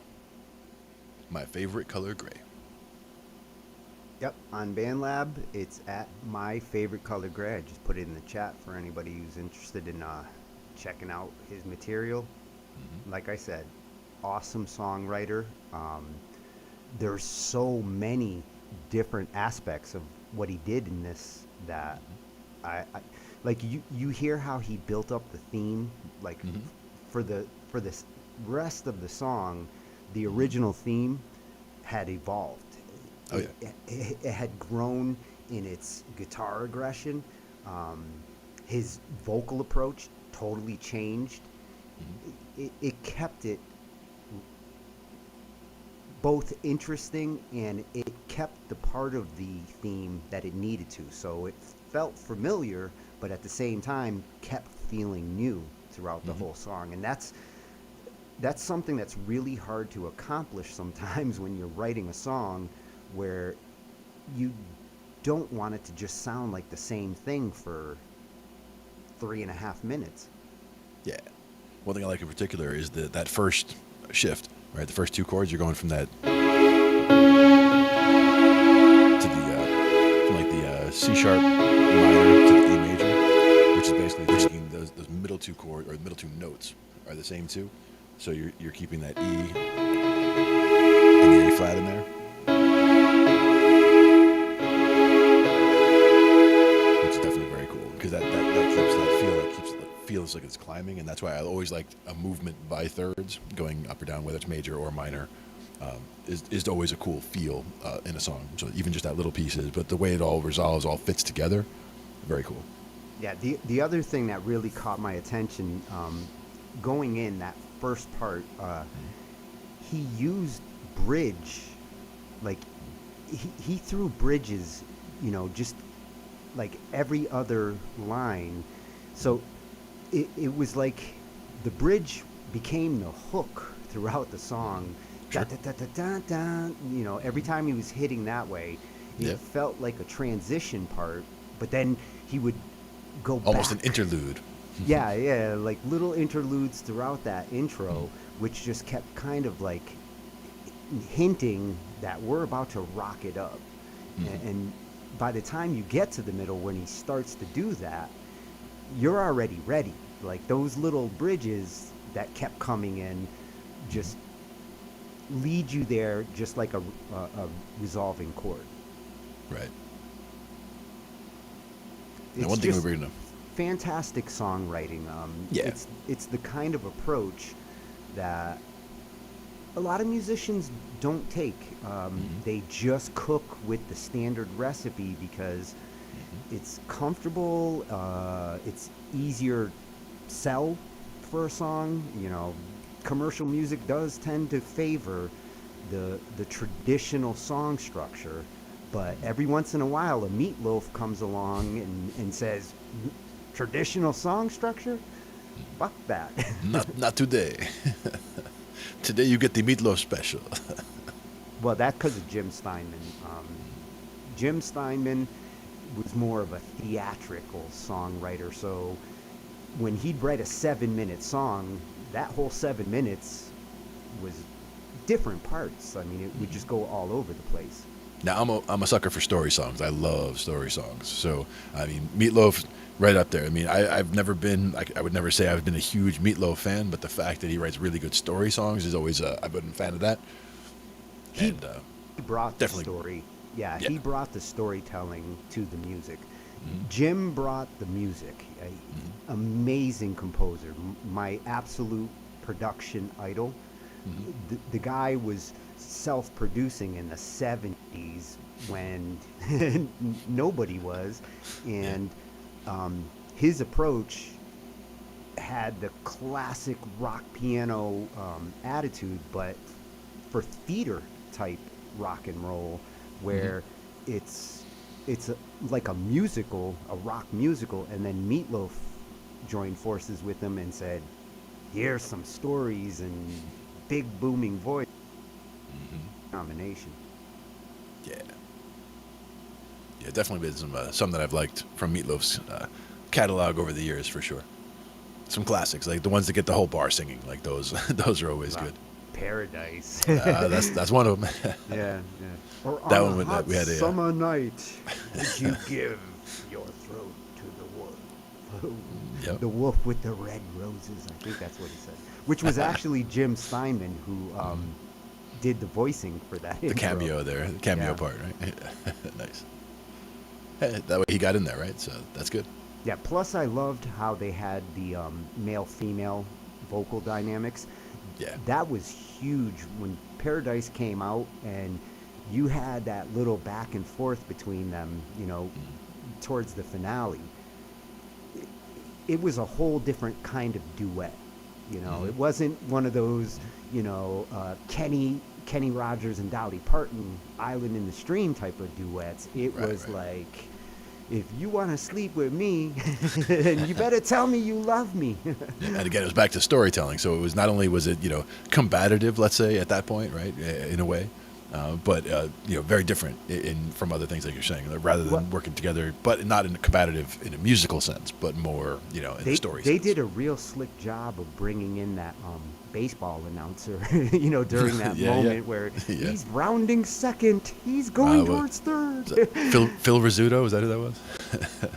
Yeah, it was a classic game. When I covered the song, I actually did hunt out and I found that actual clip. track that Nice. they used. Yeah. Yep. Now, that's the kind of thing that they would do with, in some of the bands, they would have the drummer would have his effects pad there for things like Hell's Bells. You'd hit it, boom, you get that bell, because that's the kind of thing you wouldn't necessarily have in your kit, but you just want to have it accessible for those moments, right? And they would have other ones where it's a clip like that, where they would have that for those moments, right? And be able to just trigger it right there, like boom, hit it, and then have it go. So it's important to have those triggers set up differently, right? Because you want somewhere you want to be able to hit it multiple times, like that bell. You want to be able to come back with the Hell's Bell multiple times. Yeah. Every good drummer these days is going to want to have tubular bells access. Yep, that too. Yeah, yep. So they can play all kinds of, whatever. Boom, boom, Well, boom, you can boom. play Metallica. You can play Yep. Always the One There to Remind Me. There you go. Yeah. Foreigner. I want to know what love is. Bells are a necessity for any of those songs.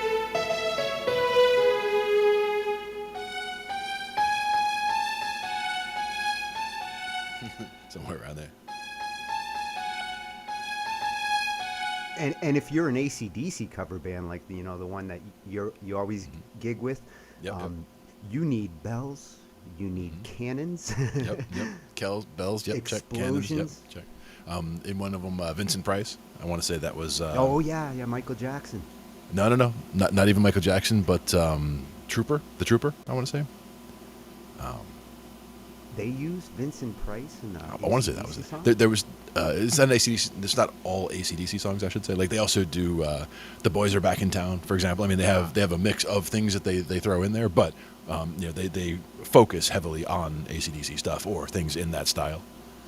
But Well, there was your one that name has is a vocal at the Thunderstruck. beginning. I want to say it's a Maiden song. It's a Maiden song that has a voiceover at the beginning, and they have the same thing, trigger it from the drum. So it's not like somebody sitting there with a tape recorder, like by a microphone or something. I mean, that's not the way you do that.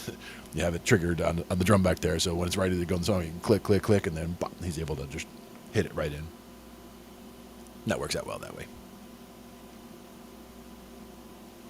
Yeah, Vincent definitely, Price was the other one that I went and found the original recording when I did Thriller. For the Michael Jackson, yeah, definitely. Yeah, I wanted it to be as authentic as possible. Yep. So and it's available, right? So yeah. Oh well, it's sort of. You do. Well, meaning you can find it, yes. To get a good quality recording of that actual Vincent Price narration, you got to do a little bit of hunting, but it's out there. Mm-hmm. Nice, but yeah, getting that added in there is good. Trying to recreate it is, I mean, it's possible, but you'd have to really take some steps. The harder part with doing that one was actually doing the dog sounds and the howls and things that I needed going in. You can always call me. I call the big dog. Well, I went through tons of sound clips across sites, looking for different howling dogs, that would fit the mood. That's where sometimes some of these voiceover sites, they'll have some people who specialize in that kind of thing, like monsters or growls or animals or whatever, as different sounds that their vocals specialize in or whatever. I haven't yet put mine into a specific specialty, but it's like I think my voice is just kind of something that they would hear and know what to use it for when they hear it, that kind of thing. So we'll figure out what we'll be in. I have no pictures to announce at the moment, but perhaps later. Hey, You how's never it know. going, Banner? If you want me to check out that link, hop over to youtube.com/Angified. Throw it in that chat there, and while you're there, like, share, and subscribe. Angified is awesome. Yes, indeed. Every night of the week. Serving awesome every day. That's Every pretty good. week of the month. Every month of the year. Every week of the. How about every week of the day? Almost 2 years strong. Almost. Episode 60 something. Yeah, the last one I 70 uploaded something, yeah. for us, our last episode that was uploaded was 65. So Nice. there is a 66 and a 67 coming. Absolutely. They're on the way. But one at a time, right? You got to do one and then you go to the next one.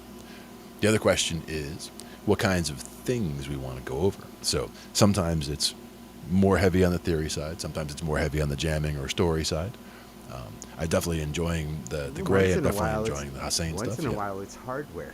I like Sometimes that hardware. night when we looked at those wireless drum sticks. Yeah. I want to revisit that. We should. There was actually a couple of different ones I saw that were similar to that. And Yeah, one I of them, think since we looked at that, Mm-hmm.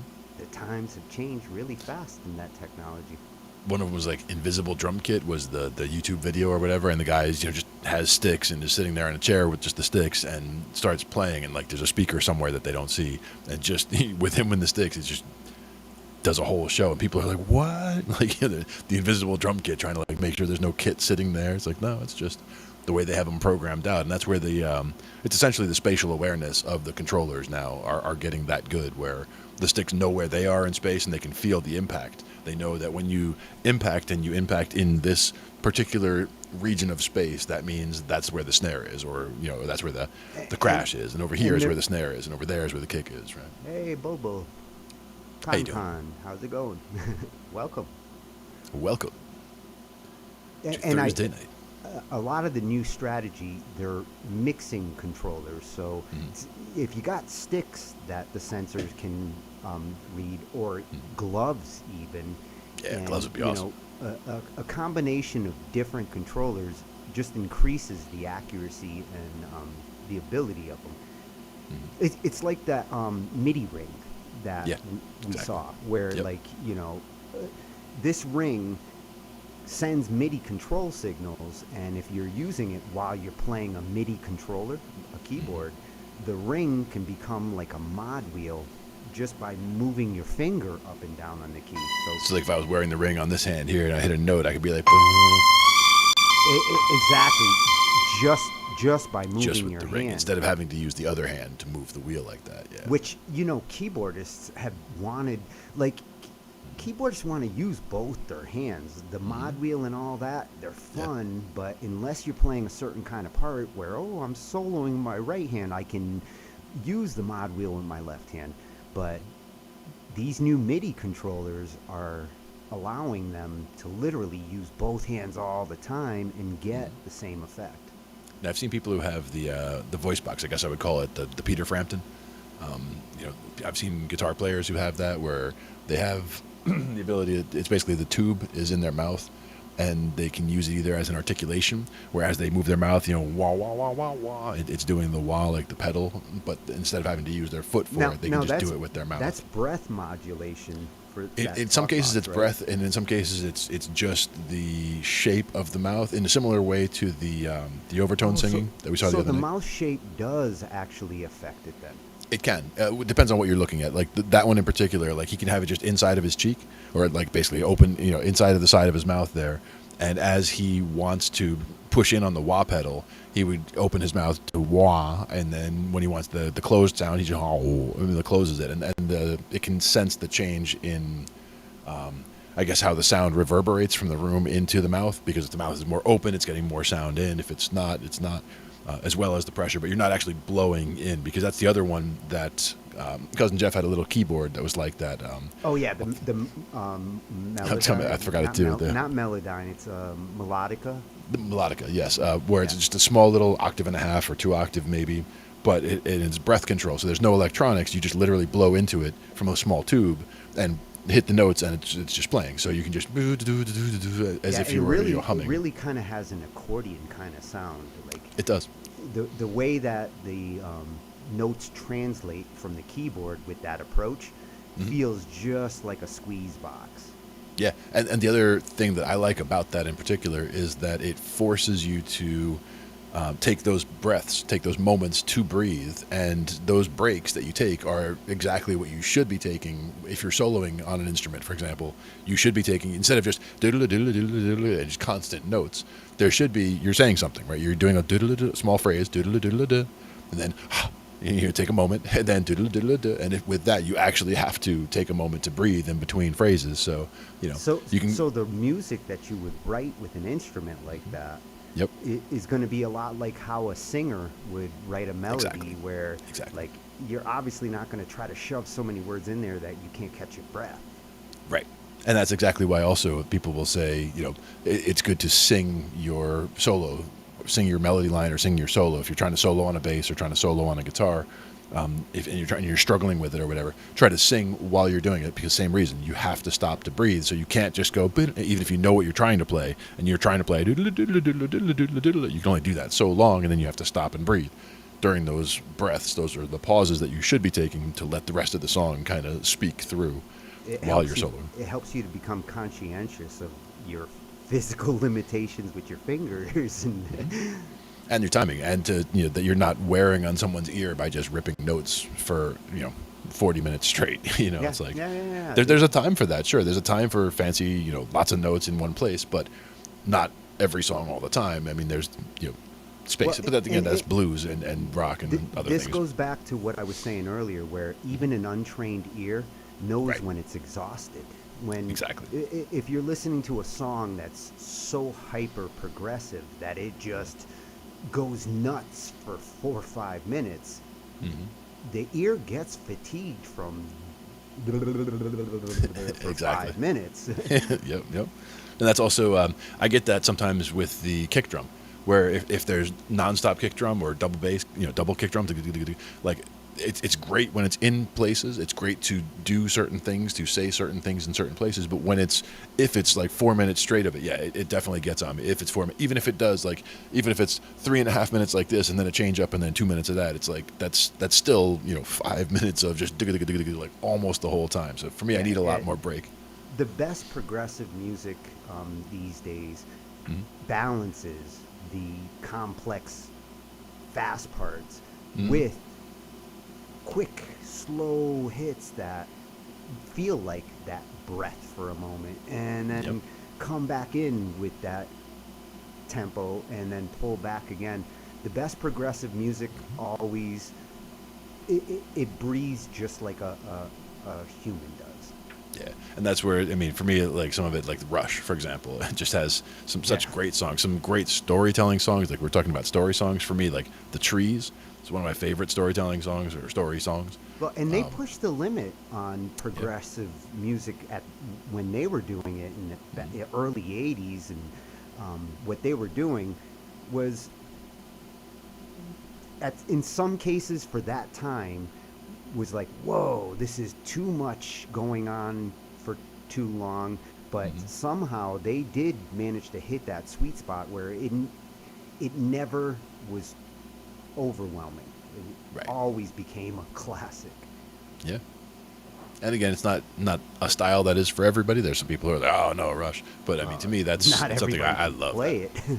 Not everybody can play it, no. But it is one of my strong influences when it comes to bass. that's one of those that that was what was going in my. That's what I was drinking in while I was trying to kind of get my stuff together. As I'm listening to that, going that, like I want to do that, I want to play like that. I think they're one of the bands that can safely say they've influenced more bassists and drummers in the last 40 years than any other band of that genre. Yeah, and so many songs. I mean, I could rattle off so many that are just such a strong influence on me. Whether it's the songwriting, whether it's the bass parts, whether it's the combination, whether it's the fact that he can sing that and play the bass. It's like, I oh my know. god, Yeah, it's like and- all of those factors. And his distinct voice, like Yeah. that was just gravy on top of his songwriting and Neil Peart's songwriting. Like those two really, they're one of a kind musicians in their categories. Yeah, definitely. Neil Peart is every drummer that I've ever known who was a sick ass good drummer. Mm-hmm. Pretty much said the same main first influence for them was Peart. Yeah. Yeah, and some of that has to do with your style of music too. A lot of people, they'll mention Buddy Rich also, and a handful of others. I mean, somebody I heard talking earlier was they mentioned I'm 6, talking 7 the different rocker, ones. But, the rocker, right for the metal rockers, guys. right. Yeah, They're yeah. all Peart is king. Yeah, definitely. No, I can't say anything bad about it for sure. Or once in a while, John Bonham. When I was younger, 80s and 90s, some of the drummers that I was playing with were all Bonham drummers. And they loved to just bang with big sticks. Hey, if I could play like Bonham, I certainly would. And I think one of the things would be just like feed me a bunch of Jack and sit me down at the kit and be like, here, let's do this. And like we'd probably get something pretty cool out of it. But no guarantees. Well, the fact that he could play the way he played, considering how much he liked to drink, that was kind of impressive. It sucks that that's what killed him, but Yeah. that man could play no matter what. Mm-hmm. Yep. And that's one of those where, like, was it 4 sticks? Just like you try to get a beat going, and whether it takes too many hands or whether you actually need 4 actual sticks in your hands or whether it just sounds like it. You're getting something going on where there's just all kinds of something happening. You ever Very have a cool. drummer who could switch sticks on the fly and switch between the sticks and the brushes and Actually, not only that, but with the one band, the horn band that you've seen me play with, the one with the 3 horns in the back section there, the drummer, he plays with a very simple kit, which I was surprised at. Sometimes he plays with just a kick snare. Oh, is that the and- guy and with the 4? Yeah, he's got like 4 drums in front of him. like small setup there. But we also have congas out front. The lead singer has congas on his setup and a cowbell and clave and things like that. So he can add that stuff in as well as harmonica and sing and all that. But with the Forget cowbell. don't forget the cowbell. And sometimes in the songs they'll actually throw a stick between them. So like the drummer's playing and Mitch will throw his stick at the drummer and the drummer will catch it and play with it and then throw it back to him and keep playing. And Oh, that's some cool shit. That's they'll like, send a stick back and forth. That's Yeah. like Sheila E. kind of shit. Yeah, and that's another one where he likes to Mitchell will be playing the congos up front or playing. He's got I guess accent snares or whatever else he has up there, percussion stuff, and he'll be hitting them and then throw sticks in the air or bounce sticks off the floor, all that kind of stuff. Good showmanship stuff. It's fun too. If he can bounce the stick on the snare and the stick flips up and he catches it, that's Sheila E. had that down perfect. Yeah, he would also bounce them off the floor like that, like throw it down on the floor, and as it bounces up, past him, grab it again. You throw it that hard off the floor, like to bounce it up like that. So you need a solid floor for that, but yeah. It depends where you throw them, and you don't always catch them when you're doing stuff like that. I mean, certainly, if I tried that shit, I'd be bouncing the shit all over the place. But these guys are just the whole throwing sticks at each other and managing to grab it and continue what they were doing and keep the beat going is that's pretty cool. Well, and it's also pretty cool having 2 percussionists in a band. Yeah. The whole Grateful Dead approach. If I had 2 good drummers, I mean, I'm happy if I can get 1 good drummer. They're the hardest person in the band to actually find. Yeah. If you get a good drummer, hang on, man, for sure. Yeah. And I've run into a few over the years for sure, and every time I've played with them, I mean that's remember me, let me know when you want to play, let's play, let's go. I've run through twice as many drummers as any other band member in all my bands. Yeah. Actually, maybe more than twice as many. I'd say 4 times as many because they really were in and out. The one that we used to never see was keyboard players. Like we would have, and again, I didn't do bands like the whole time growing up like you did. Like I didn't start doing bands until only a decade and a half ago. And in that case, Well, I just now you're basically the came only in. one. You're the one doing all the bands now. Yeah, exactly. I'm out with the bands, but most I don't play with the bands. I'm out doing sound, doing lights, doing roadie you work. got But, jam night a couple nights. a and week. yeah, I've done like 3 in the last 5 days, I think, jams, which is nice. Yeah, and this is not jams necessarily out, but this was in the studio, so we're just doing recording some stuff, working on some original stuff, remembering some other original. Same idea with by recording stuff in the past. He can be going through stuff, and then when we get together, be like, oh yeah, and then break this one out, and just instead of having to say, hey, you remember that song that we did back when? It was kind of like ba ba da ba da, like that. Nobody will get the whole thing again from that kind of a description. But if you just go, hey, remember this? Boom, hit play, and then we're hearing the song, and we can all just sit there and like work into our parts and be like, oh yeah, and like it's clicking as we're listening to it. But then I can also pick up the bass and start doing my part. Okay, now I got it. So we can, as soon as we turn it off and say, okay, now let's try it again. Boom, you've got it right there because we had a recording of us actually doing it before. Super helpful. Plus, you're jamming with people that you're familiar with, that Yeah. you've jammed with in the past. Yep.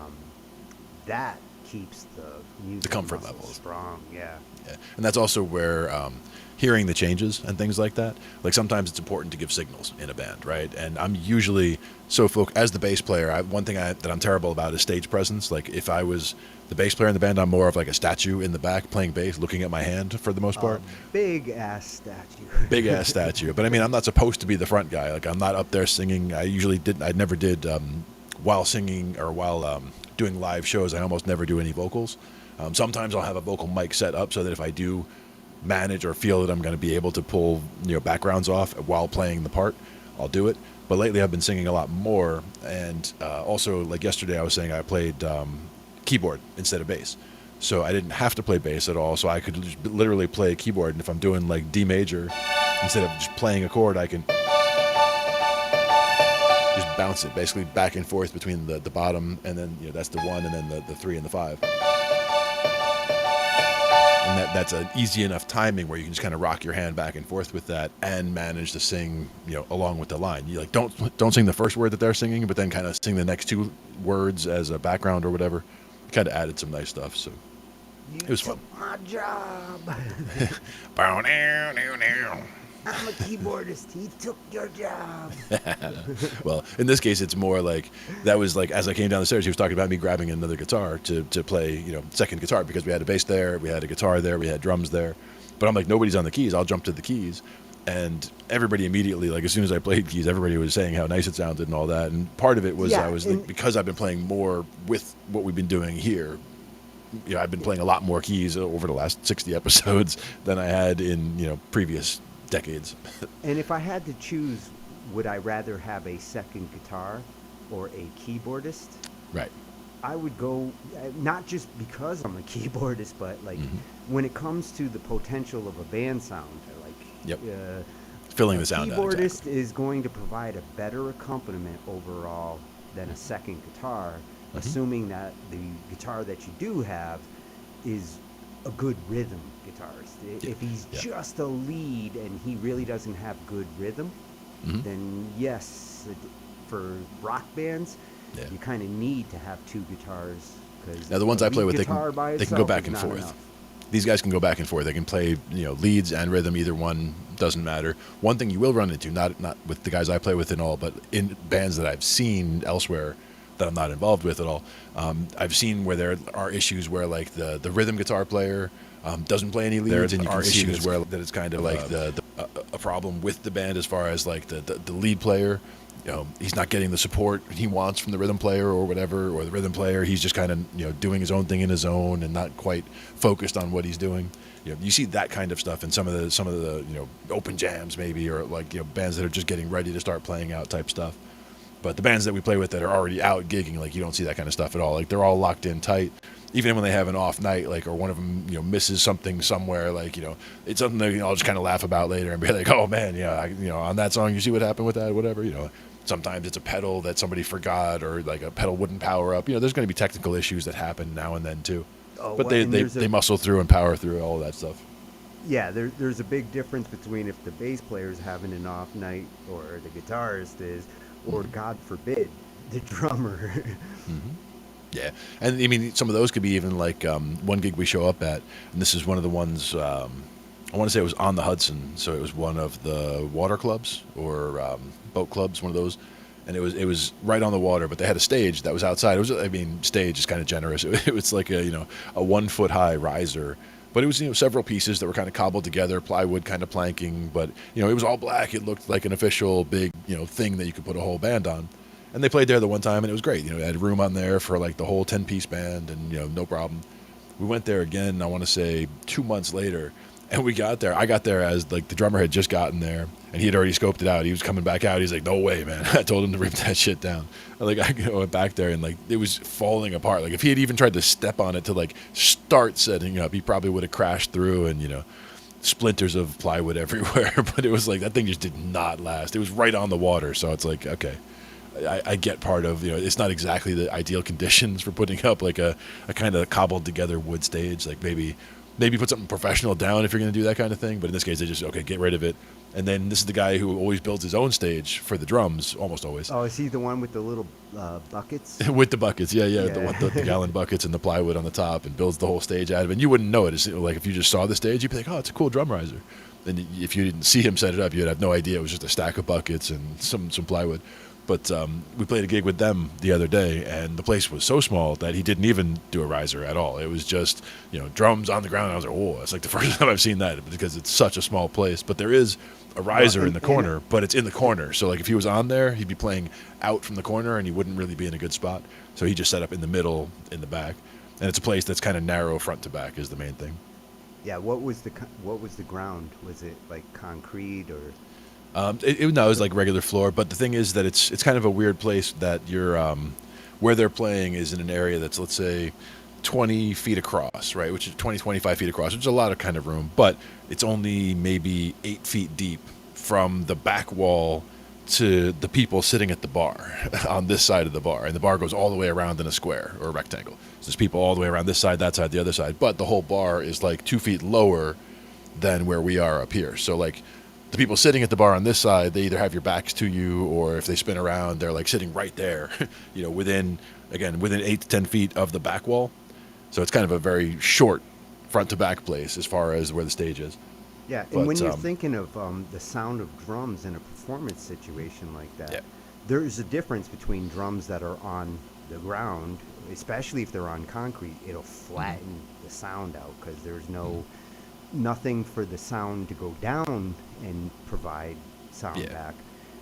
And then, a drum that's actually raised up, you have the advantage of the people who are listening, the drum's more actually aligned with their heads. Right. Now, in this case, because the whole bar, everybody in the bar essentially, is those couple of feet down, like everybody except for that one row of, let's say, 10 people across the front of the bar that are right there in front of the band, everybody else in the bar is down 2 feet lower. So they are basically face level to where his drums are. So his drums are just coming right across the bottles at the bar to where their faces are. So it is ideal for that. That's the ideal scenario. If the drums are actually at people's head level, performance-wise, they're going to get the most bang for their buck, literally. Most bang in the face. Yeah, hearing drums below you, really deaden them. And it depends how much they're pushing, and it depends how they're mic'd. Because again, with my buddy Mike, he basically mics all the shells, and has overheads. He'll set everything up where whatever it would normally be, if there was normally going to be a problem with where the drums are located, he's pushing all the drums out through the mains and the subs anyway. So it's filling the room. Like if you hear him change, like in a sound check, like if somebody's going like doomp doomp doomp doomp doomp, it's like there's a huge difference when it kicks into where he's got those big speakers that you have in the monitors. They're all above and kind of aiming down, so they're not getting in the way, and they're coming down on the drum sound that's coming straight at you. It's a nice scenario. Yeah. The one thing is if they're too far, like if you were to try to put the main stacks too far out to the sides, there'd be that little bit of a delay where the actual sound from the actual drums would get to you at a different time than the stuff coming from the speaker. So you got to be careful of that with trying to spread too far. Well, and I'm sure, like, you guys are so used to placement that when you're going too far on. we still experiment though. I mean, because every place that you try to set up, like you could say that, oh, you always do this or oh, you always do that, but you'll always run into a place like this place that I was just talking about, where okay, it's 10 feet from the back behind the drummer to the people sitting at the bar is like 10 feet. What are you gonna do? Like there's only so much you can do. So you have one stack on this side, one stack on that side. You got to not be too loud. You got to not be too loud stage volume. So the guys have to cooperate in terms of they have to know the size of the place, know to keep it down a little. You gotta go from there. That setup either to the size of the room or the acoustics of the room. Mm-hmm. Yep. And then we got to the other place. Both. And we got to the other place the next night, and the bartender, she recognized me right when I come in. She's like, "Oh, you're here with this band?" And she's like, "Aren't you with the other band?" I'm like, "We're with like a dozen bands. Like we're all bands. I am with all of the bands, yes. But it's just the band. It's like you will see me a lot. It's like looking at look at my schedule. It's like, okay, you'll see me again in 2 weeks and in 4 weeks and in 5 weeks. All right, so we'll see you soon. It's like, but they take care of me and I take care of them, and I stay out of the way in a good spot. I try to always be mindful of the fact that they're trying to run a business. It's not get out of my way. I'm a sound guy. I am doing the thing here with the stuff. It's always staying out of the way of the customers that are trying to eat and trying to have a good time. A lot of times we have to actually wait before we can start loading stuff in because they got tables in the way that we have to move these 2 tables and they just ordered their appetizers, and we're supposed to start in 90 minutes. It's like, come on, guys. Like, you want to not seat those tables right now? It's like you got 4 tables over there that aren't set at all. It's like you could have moved them over there and we'd be fine, but okay, I get it. And then like they clear those tables out 20 minutes before start time. And it's like, okay, you guys ready? It's like, no. It's going to take us a little longer than that. They just don't realize that there's a lot to it, but at the same time, we do it a lot faster than they expect also. Like when they see all the equipment we bring in and they just see these huge piles of stuff like stacked on the sides, it's like, oh my God, we're going to be here for hours while they do this. And it's like, 30 minutes later, it's like, bam, it's all set up because Mikey's turned it into a science with exactly. Once you have your setup, it's efficiency. The way he has it, it's a 15, 20 minute rollout setup, assuming getting it out of the car. Getting it out of the car and into the place, 15, 20 minutes, but it definitely takes a lot longer to get everything done. Because the main things that take him a lot of time are miking up all the drums, because that's attaching those clamps to each and every piece of the drum kit. Snapping in the snake is easy enough.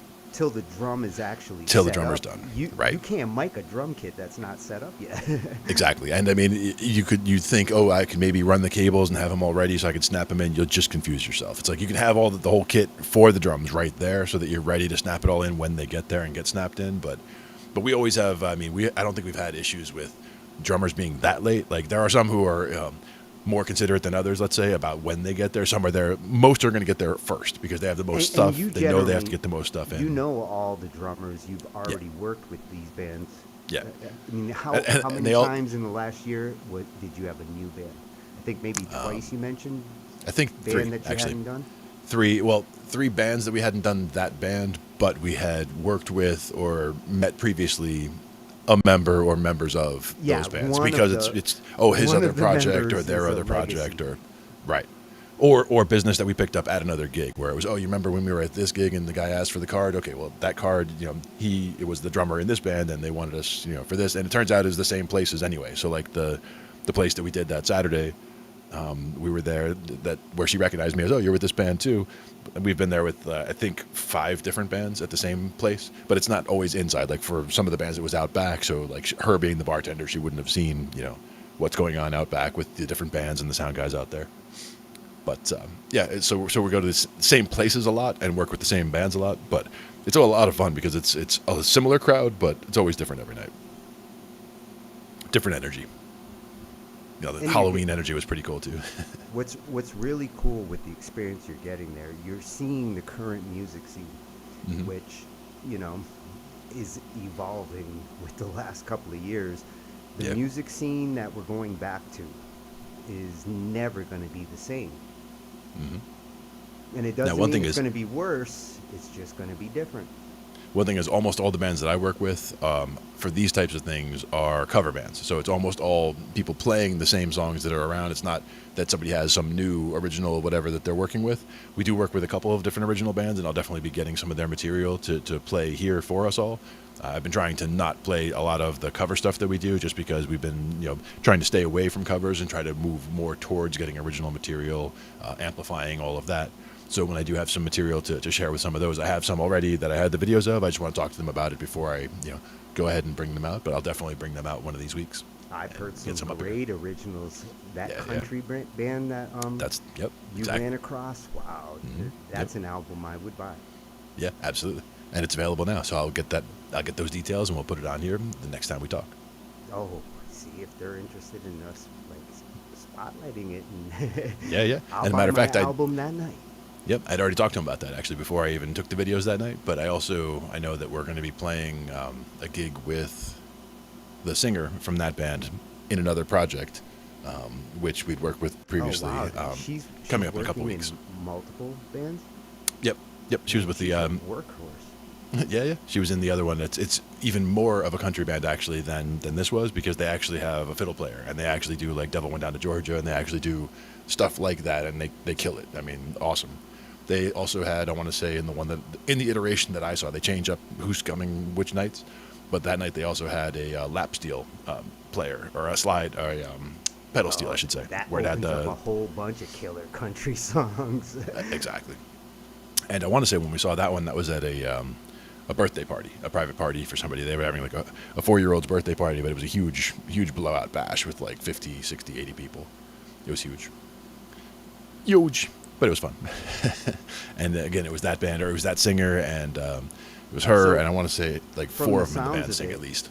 She's like basically got one band where this is where we write our originals, and another band to basically exercise, and I got to get my covers out, because Yep, and it's not just her, and it's not just 2 bands. A lot of times, like with a lot of the people that I deal with, they have, this guy is actually in 4 different bands, but it's like this band is really touring, not touring, but like playing bars and gigs around the area, whereas this other band, they're just kind of getting their stuff together and working on material, or this band, they just get together just to goof around or Yeah, and whatever. there's Like they'll no have denying multiple projects. it's a lot harder to be a touring original band when you're playing yes. in the local scene. It's hard to be an original band in the local scene and get any gigs, because none of the bars and clubs want original bands. They want songs that they know are going to drive the people into the house, and they tend to go after cover bands for that reason. Yeah. They want And live that's the thing is, entertainment, but they it don't does depend want on the originals. surprises on the music. If Right. a good original band makes enough noise, though, like Yeah. And that's how the main thing is, that's how music scenes start. The what would LA you music bring- scene started with original bands all cropping up out of nowhere. what would you bring to somebody to convince them to have your original band play somewhere? So that's something to ask yourself. If you have an original band and you were going to go somewhere, like what would you hand them if they said, "Hey, show me why I should hire you"? And I mean, I have no idea if they're going to ask for 3 songs or 1 song, or they just want an idea, or point me to your website or whatever, so they can get an idea of what your music is. But make sure that what they would see is a good electronic press kit, or something that they could actually, utilize some of the information on, utilize some of the material from, getting yourself set up to where when they do come asking, you can say, "Oh, well, here, look at this. I have this to start with." It doesn't have to be all finished necessarily, but you have some ideas down that point in that direction. And a versatile band would inject their originals with the covers where they Right. could. So Exactly. you play 4 or 5 covers, and then do an original after you've pumped that audience up with a certain type of music. Hopefully your covers complement your originals. Yeah. You're not going to play country covers and then come out with some heavy metal. It might throw your listeners off. We play both kinds, country and western. Well, if you mix it, if you mix it really good, That brings up a key point though you about get a bigger audience. about writing the playlist, about writing the set list, I should say. What are you going to play? And a lot of thought. One thing that a lot of people don't do a lot of thinking about when they're setting up a playlist, or I should say a set list again, is what key each of the songs are in. And you don't have to play every song in the same key, one right after the other, but you do have to watch out for sharp transitions. Just like you wouldn't play something that's, if something's in C, you don't want to necessarily go right to something that's in G flat, because that's a pretty sharp transition. Like you might want to work to that differently, right? So you want to, from the feeling that's in C, play something that's in G. And the next time play something that's in D maybe. And then you bring it up to maybe A. And you're kind of working your way towards things with more sharps, and it'll feel more gradual rather than just jumping right to something that's that sharp of a transition. And generally, the keys that a band plays in, unless they've got something like brass or an instrument that is hard to tune, and you have to tune to that single instrument, the keys that, when you're writing your originals, I'm sure Pepe has a go-to key. I'm sure even Beck, A lot of people do, but a lot of people also try to avoid. A lot of people try to avoid a go-to key just to avoid being in that rut. So a lot of times it's, let's see, what do I want to start with? And the first thing they'll do is pick a key that's not something that they've used before to get a whole different sound, because it takes them down a different avenue. Well, if they, that would be if my they experience actually pick with that Jeff. key, if they pick that key because it gave me the perfect pluckiness or the perfect mood, that's where, like you said earlier, trying each scale, Kind of see- audition each one, yeah. Yeah, and see the mood of the same theme in each scale will tell you this particular progression works best in that key. And if you're not limited, go for the sweet spot scale and go from there. Now, one of the easiest ways is the transpose button. We've talked about like that being cheating on the keyboard or whatever. And I'm not saying to always do that way, but if you It's know like what, capo, capo. like a capo, exactly, on a guitar. So if you're playing in C, you can just use the transpose key. If you go up 2, you're now playing in D, but you're playing all the white notes, and now it sounds like you're playing in the key of D. By that same example, you can just audition all those different key ways by playing in the same key. You're playing the same keys on the piano, so your muscle memory is still getting reinforced, but you're hearing it in each of those 12 different keys, because you might decide after going through all those, you might decide that the one that you're playing it in that you thought was the best key turns out to only be the 4th best. After you've heard them all, you're like, there's 3 others that I like even better than what it's in right now. Now I can go figure out how to play it in those keys with the different notes. So you're using it as an audition tool to figure out which one sounds best without having to relearn it in each of those keys and fumble through, because by that time you're losing track of what the melody is and all these other things. Whereas if you're just playing the same thing the same way and just changing what it sounds like by moving it up or down, and even recording it and shifting it up and down in BandLab to see what it sounds like and saying, "Ooh, I like that key. Now I'm going to figure out how to play it that way." Yeah, that's the path of least resistance. That's really good advice. I mean, whether you just record it in whichever key and then use the transpose afterwards to hear what the progression sounds like, or you're playing it, hit the transpose, play it, hit the transpose. It's the path of least resistance to auditioning the scales. And if you do say like 3 steps up, it's the perfect mood. Yep. Like Glenn said, now I know 3 scales up from C, or 3 tones. I would be at E flat or Yep. D sharp, depending on the mood. Yep. For that one, I would go with E flat.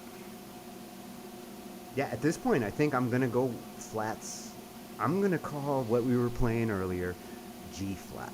Now the other reason, one other important reason to do it that way is because when you're looking at that circle of fifths, right, the one side goes the G, F, B flat, E flat, A flat, D flat, G flat, right? So it's C and F and then a bunch of flats.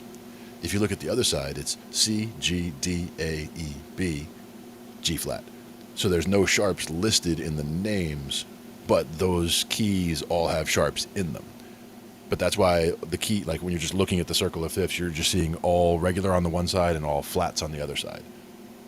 So you're not seeing sharps on the actual list because you're not looking at the key of F sharp or the key of G sharp. That's why we're looking at the keys of the flats or just the regular names. And the funny thing is nowadays, when I used to think sharps or flats, I thought the black keys. Right, sure. That's what was fucking me up all this time. Yeah. When you showed me that lady a couple months ago that explained, how to sheet read more efficiently. Yeah. And after that, how I started looking at sharps and flats, not just with the staff notation, but on the keyboard, and realizing like, oh, that B is really a C flat. Ah, nice. That F is an E sharp. Yep. I realized that like thinking sharp flats black keys was fucking me up. And that's a piano bias thing too, because on guitar we're not worried about that at all, because it's this fret or that fret. It's this fret or one fret higher doesn't make a difference to me. And I really needed to be thinking more in half step distance, Sure. rather than like black or white key. It's about distance from this note to that note. And Intervals, very, very, very important. Yeah, even when they're small intervals, small jumps, chromatic movement. half steps are the things in between the steps Yeah. we're supposed to take. Now, the half steps, that's where you get chromatic movement, because basically, when you look at the different types of movement you've got, with C major, again, we've got diatonic movement where you're just going. But if you're doing chromatic, you're using all the notes. But by sprinkling in diatonic moves and arpeggio moves, where you're just focusing on chord tones and then sprinkling in a little bit of chromatic movement here and there just to get some of that. Now, that was using two hands. That's cheating. So again, that was just both hands kind of slapping the keys. So both middle fingers, but just going one hand hitting the two black notes, the other hand hitting the three white notes. And that approach is closer to Flight of the Bumblebee. Right. Yeah. It's all crazy fast half steps. and you mess it up real fast when you're going back and forth like that. But that is easier than trying to do it. Well, with one hand, I would be doing that. I'd keep the thumb on all of the white notes and go back with and keep two other fingers on the black notes. So like the thumb would be doing all the white notes and like skating between all three of them, and then just figuring out whether I'm hitting this black note or that black note with the other finger. Or you could just use the same two fingers, like just use the thumb and the middle finger. And it makes it easier because that way you're only using the two fingers, so you're only rocking. If it's a black note, it's the middle finger. If it's a white note, it's the thumb. See, when I started playing with that chromatic movement, E was my go-to start. Yeah.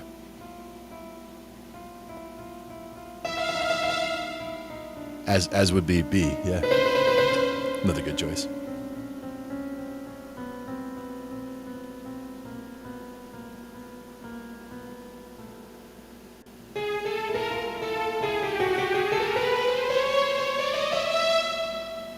Yeah, and that's the thing, is chromaticism is one of those things that usually you'll just sprinkle in a few notes here and there rather than do long stretches with it. And the EF are just natural for it because they're right. I mean, the BC too, but Yeah, for the same reason. You get that Jaws effect. Exactly.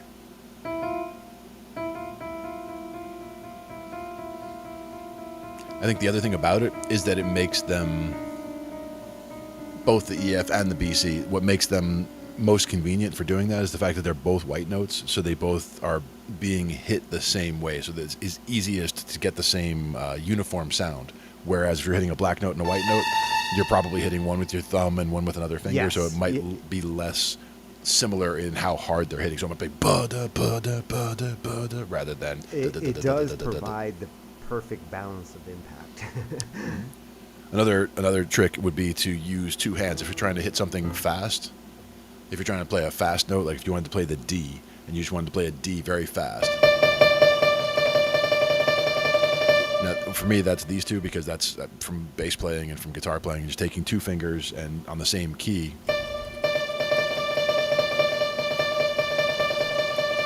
But you can also use, that was the same key, both on the D. And then you can also use two hands, just using both index fingers. Just trying to bounce one key. Yeah. You're talking about bouncing on one key? With either two fingers on one hand or one finger on two hands. You remember when you suggested to me to use the transpose to get that? Because I have a hard time, especially with the weighted keyboard. Yeah. The weighted keyboard starts to get in my way the faster I go. Exactly. Yep. But with the suggestion that you gave to me, where if I transpose this key up an yeah. octave, and You can go back and forth with two hands. And they become the same note. Yep. and they become the same note, which is going to Nice. solve my situation. You could there. play literally twice as fast, if not faster, because it might even be faster because when you start going back and forth like that, the fact that you're separating it out like that, it makes it so that they kind of work together and you can push them together. Where if you were trying to do it with one hand, you'd be going, and you're trying to force it.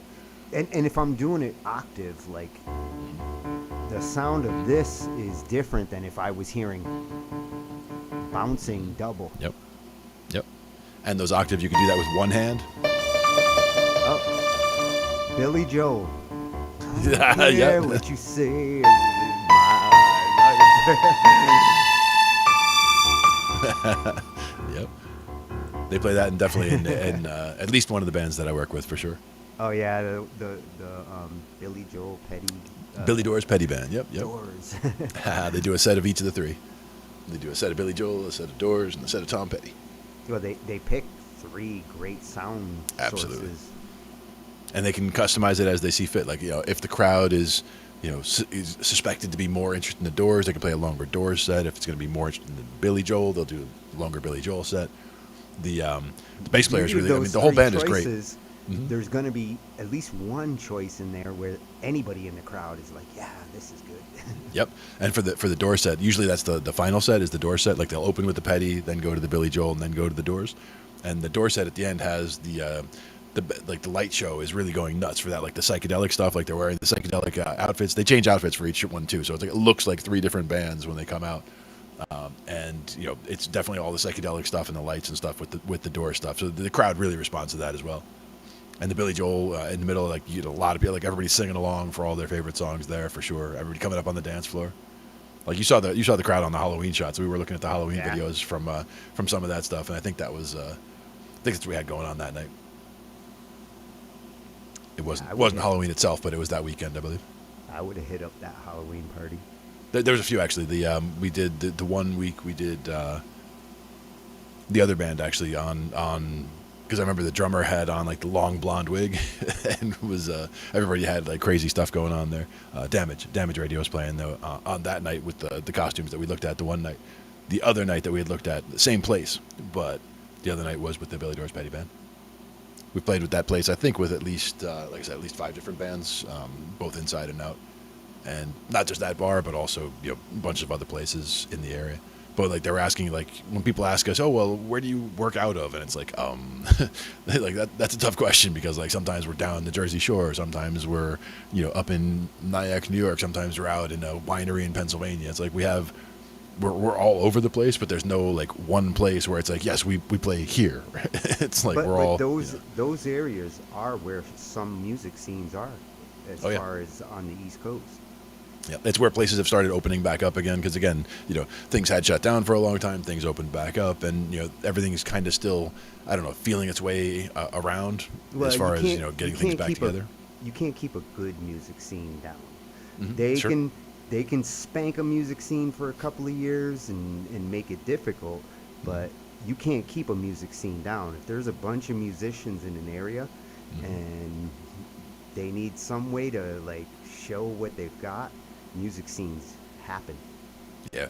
And one thing is, again, the the internet being the main square for everything, it's going to be happening with music as well, as we can now play jam together remotely with less and less latency, as long as you have a good connection. And we're going to be testing some of that ourselves. We're going to be looking at Sonobus, and I think there was another one we were looking at as well. But I think Sonobus was the main test that we were going to try to run. We'll see about maybe getting that going for next week. Sonobus so far has been the most promising.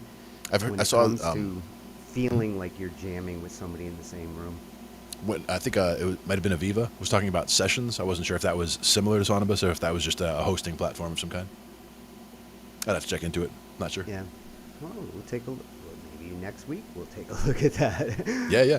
And that's the thing is that with the Sonobus, I think that'd be a good test because now that in the beginning, I know you had internet connections that it was not going to work. I mean, that was one where your connection was from 1984, so it was definitely not going to do it. But now that you have a reasonable connection, I think we would get a lot better mileage out of that, and that would be easier to get us synchronized on something, and then one of us chords, one of us doing soloing, and we wouldn't have the Zoom latency problems in the middle, and we could just take the end result. Like if we're connected on Sonobus, we're both playing together. Whichever one of us wants to could take that result, pipe it to the Zoom, and then get it from plus there. you get individual track recording. So like Right.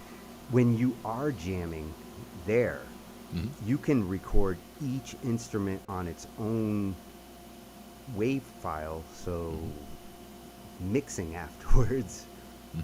And is that even on the inputs? Like if I wanted to run, one of the, Yeah. run something like that there, and then play If- guitar as well, or whatever, If something like that. If you hooked up one instrument on one Sonovus channel and a second instrument on a separate one, then each of those instruments are going to have their own tracks in the recording. Yeah, nice. Yeah, because we could definitely get some stuff going on with that. Because things like that would be a placeholder, kind of rhythm thing where you get that in there so that it keeps my timing solid and gets me through whatever. And it's better than just the ding ding ding of a clave or whatever you would have as your metronome. But And you would one probably cool want to remove thing- that and put a real thing in there in place. One cool thing with one of the features it has a metronome channel, so to speak. So like Right. if you want to play to a backing track or a drum track, you can put an audio file into the mix where that audio file is playing through the Sonobus server, and it's a metronome track. It's set to everybody hears it at a consistent speed. Right.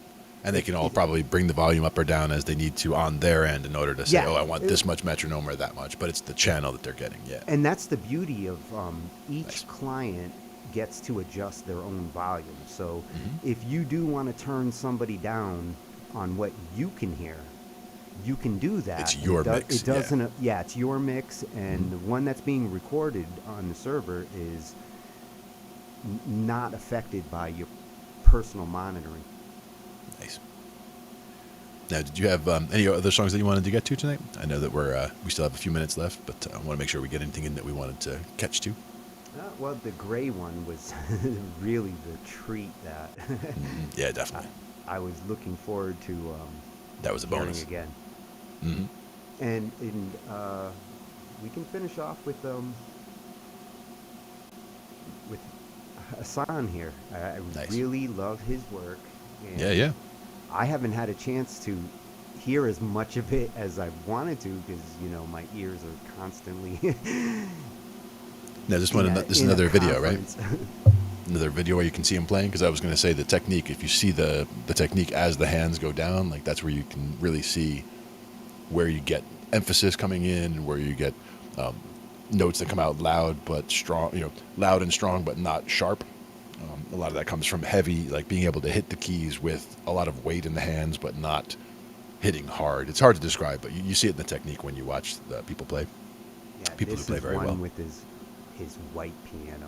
He's got a Nice. couple of different pianos, and I so want one of these. Nice. Definitely enjoy these videos. Well, after a word from Amazon. Not enough to reinvent transportation. Send You it by gotta bring drone. everything else up. Send it by drone. Table in an empty room, love.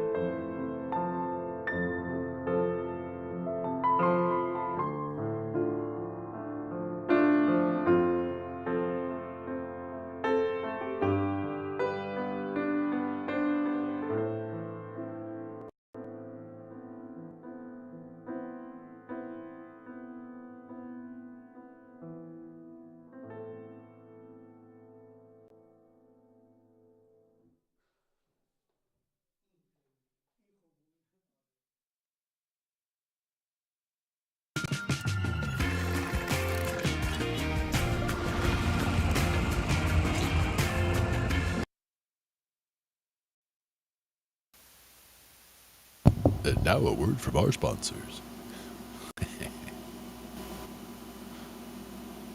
Always love commercials. I heard a couple of different composer techniques in that, like middle to outro. He went from like a Chopin roll to like these quick birdie hits for a second, and then Yep. back into that like nice arpeggiating style that he has. He reminds me of George Winston, Nice. the most influential piano player ever to me. Mm-hmm. The Sweet. closest that like I would say anything that I sound like tries to be like that. He's like a dead ringer for George Winston approach. Nice. And like you said, you can see kind of a mix in there of different styles, different things together, which is awesome. Like seeing different aspects of things that's kind of like mixed in a certain way in his style, which is very cool. He pulls from every great piano composer that's ever existed. One I wanted to mention was Nare Soul, one of the videos that she did. I think we watched it together a few times, or a couple different videos of hers. One of them was about playing in different styles, like taking a song. I think she took Happy Birthday, for example, in the style of 10 different composers. And my favorite thing about that was when it was popping up, like as she's playing things, she's popping up what it is about what she's playing that is characteristic of that person's style. So like with Beethoven, it's this and this, and like, with whichever composer it was, like, low octaves and repeating motif, and like as she's doing each of the things, she's explaining or showing just in pop-up video like what each of those things is as they're happening. So you're absorbing a lot of information while you're seeing what it is and what makes it that style. She's the one who did that video on analysis of mood. Yep. I think that Mood, was like yep. the first video you showed of me of hers where she did a study on like emotion and its relation to music, and we should definitely do a spotlight on her. Absolutely. That's I mean, that's a that's a big YouTube one. channel, so next week that's going to be the one we should be adding to our channel list. And I'll look at like at least 2 or 3. I know that there are several videos of hers that there are aspects that we should talk about. And whether we watch each of the videos in full or not, or whether we just talk about like these are reasons to go watch that video because they have important aspects. But that one in particular with the in different styles, like taking one piece and looking at it in the style of several different composers brings a lot of good information to the front about what it is about that composer's style. That'll help you in your own playing, because there are times where you might want to sound more Beethoven-y, or you might want to sound more Chopin-y, and like these are ways that you can do that, because it's no longer just how am I going to become this other person? You just have to understand the tools they're using to sound like that. And you can't necessarily just break it down to these little things, but you can kind of in the same way that somebody could describe a very complex thing in a very simple way, saying do this, do this, do that, and that you can accomplish the task. Same kind of a thing. You do the low octaves, you do the little motif here, you do this, you add these tension in here, you do this big bombastic phrase at the end, or boom, boom, boom, always finishing like that. That's the Certain Beethoven things. effect. Yeah, exactly. And different ones are characteristics of different people, but you can incorporate and grab from a salad bar. Once you know all of these different elements, you can say, well, I want to do this part like Liszt, and I want to do this other part like Debussy or whatever. You can like change different parts to have Debussy them. was fancy as hell. He's another one like Chopin. Yeah. And that's the thing, is you can grab and grab little bits from each of their styles once you understand those elements that make that style. And that's why her other videos of diving into the styles, like I think it was bebop was one of them. Bebop as digested by a classic musician, or the I blues like how as she would- digested by. She would translate, these genres into her classical knowledge approach. And for YouTube resources, for those of you who want to study music and what music is, you're going to get analysis and interpretation from her that's better than you would get if you went to college and the professors, what you're going to hear there. And it's very condensed too. It's not like lecture-y or anything, that kind of thing. It's very the information is very in there, and it's very dense, but it's presented in a very cool way. Hey, Audible, how you doing?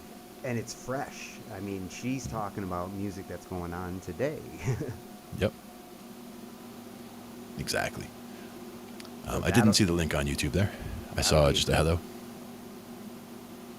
We are kind of wrapping up, though, at this point. We're right at the end of the show. Not sure how we are for time as far as if we had time for a link or not. I see somebody on YouTube. Audible Psych is sending something through. Audible Psyche.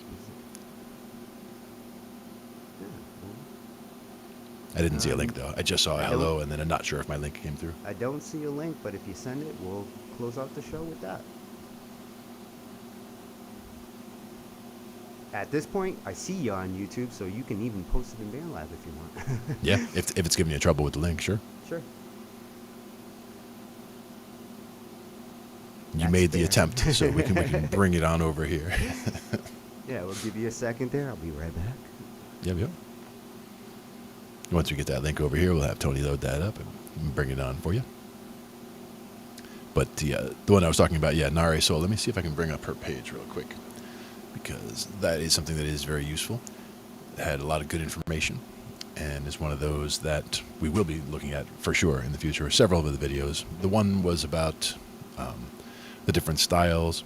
The other one was about, I mean, of course, there are a bunch of them, but so many of them are useful in different ways, whether it's about different scales to use, different styles to play, different composer styles, how she got into everything. There we go. I see the link now on the BandLab side there, Tom. Is that Van R? Yep. It says at the bottom there, Audible Psyche. So. Ah, cool. Yeah. Got it. Cool. Good man. We appreciate that. And we'll finish out the show by checking it out.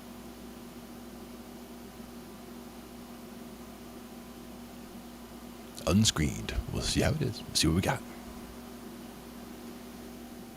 And it says, please and thank you. Very polite. Please and thank you. Indeed. You're very welcome.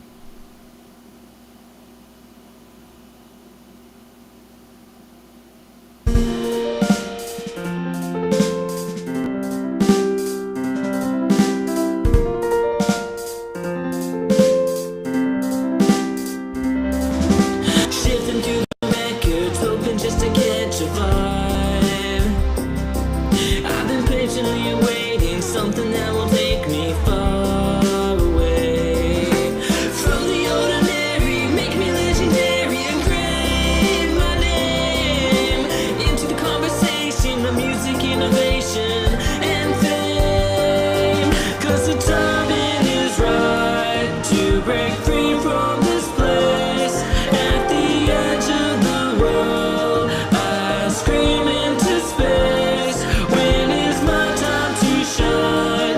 Tired of standing in place, so let the world know my name. Please setting out the journey, looking for my chance to shine. I tell them please and thank you while they sit and rank you without a spine. Never let them change you, they will never break you down inside. So leaning off the edge, yeah, taking every chance, yeah, time to fly. 'Cause the timing is right to break free from this place at the edge of the world. I scream into space. When is my time to shine? Tired of standing in place, so let the world know my name, please.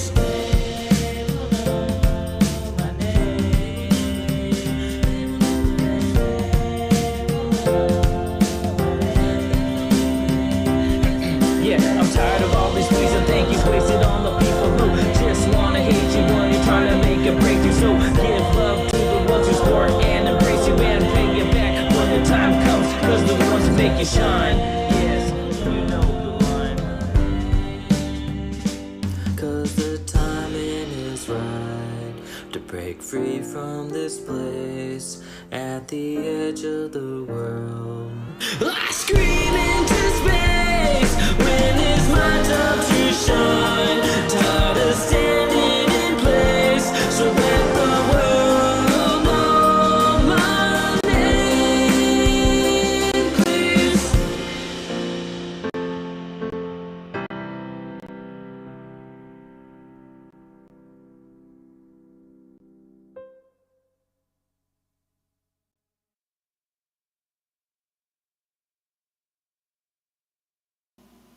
Very cool.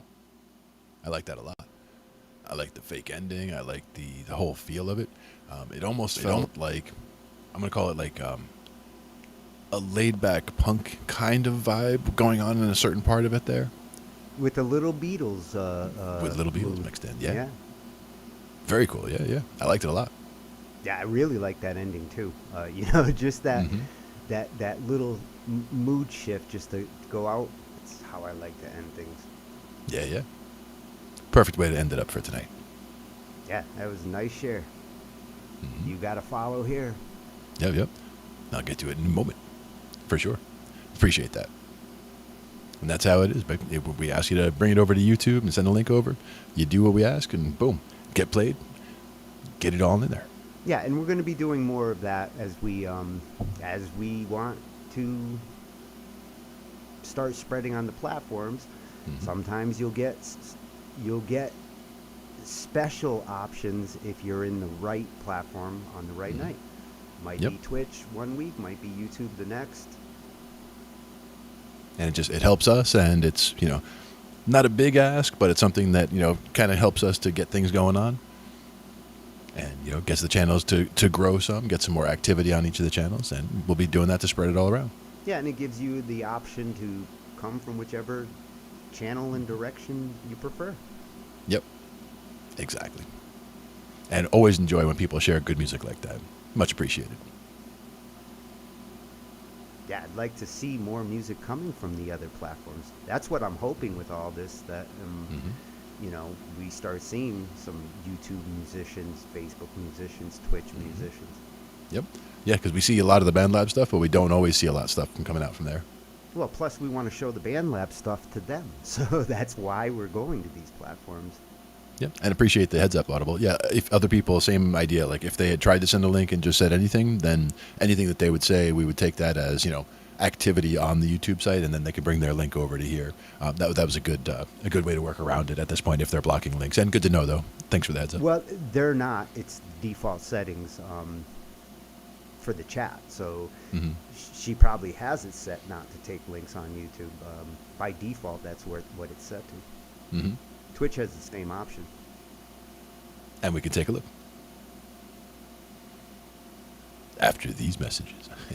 No, we're getting ready to wrap up. We'll be looking more at that. But we'll get ready. I think Nari Soul next week. It's a good one to visit next week. Yeah, I'll get a couple of videos for that, for sure. That will make a great YouTube educational resource. You guys should check her out. Definitely. And we will catch you all guys next week. Thanks for coming in and sharing, and thanks for watching. Yep. Thanks for the jam, everyone. Talking IT. I can't do it like Ange. No, nobody can do it like Ange. But she goes, rawr. You get the tiger growl, the lion growl. I will get the growl one day. Yes, but not today. So see you guys next time.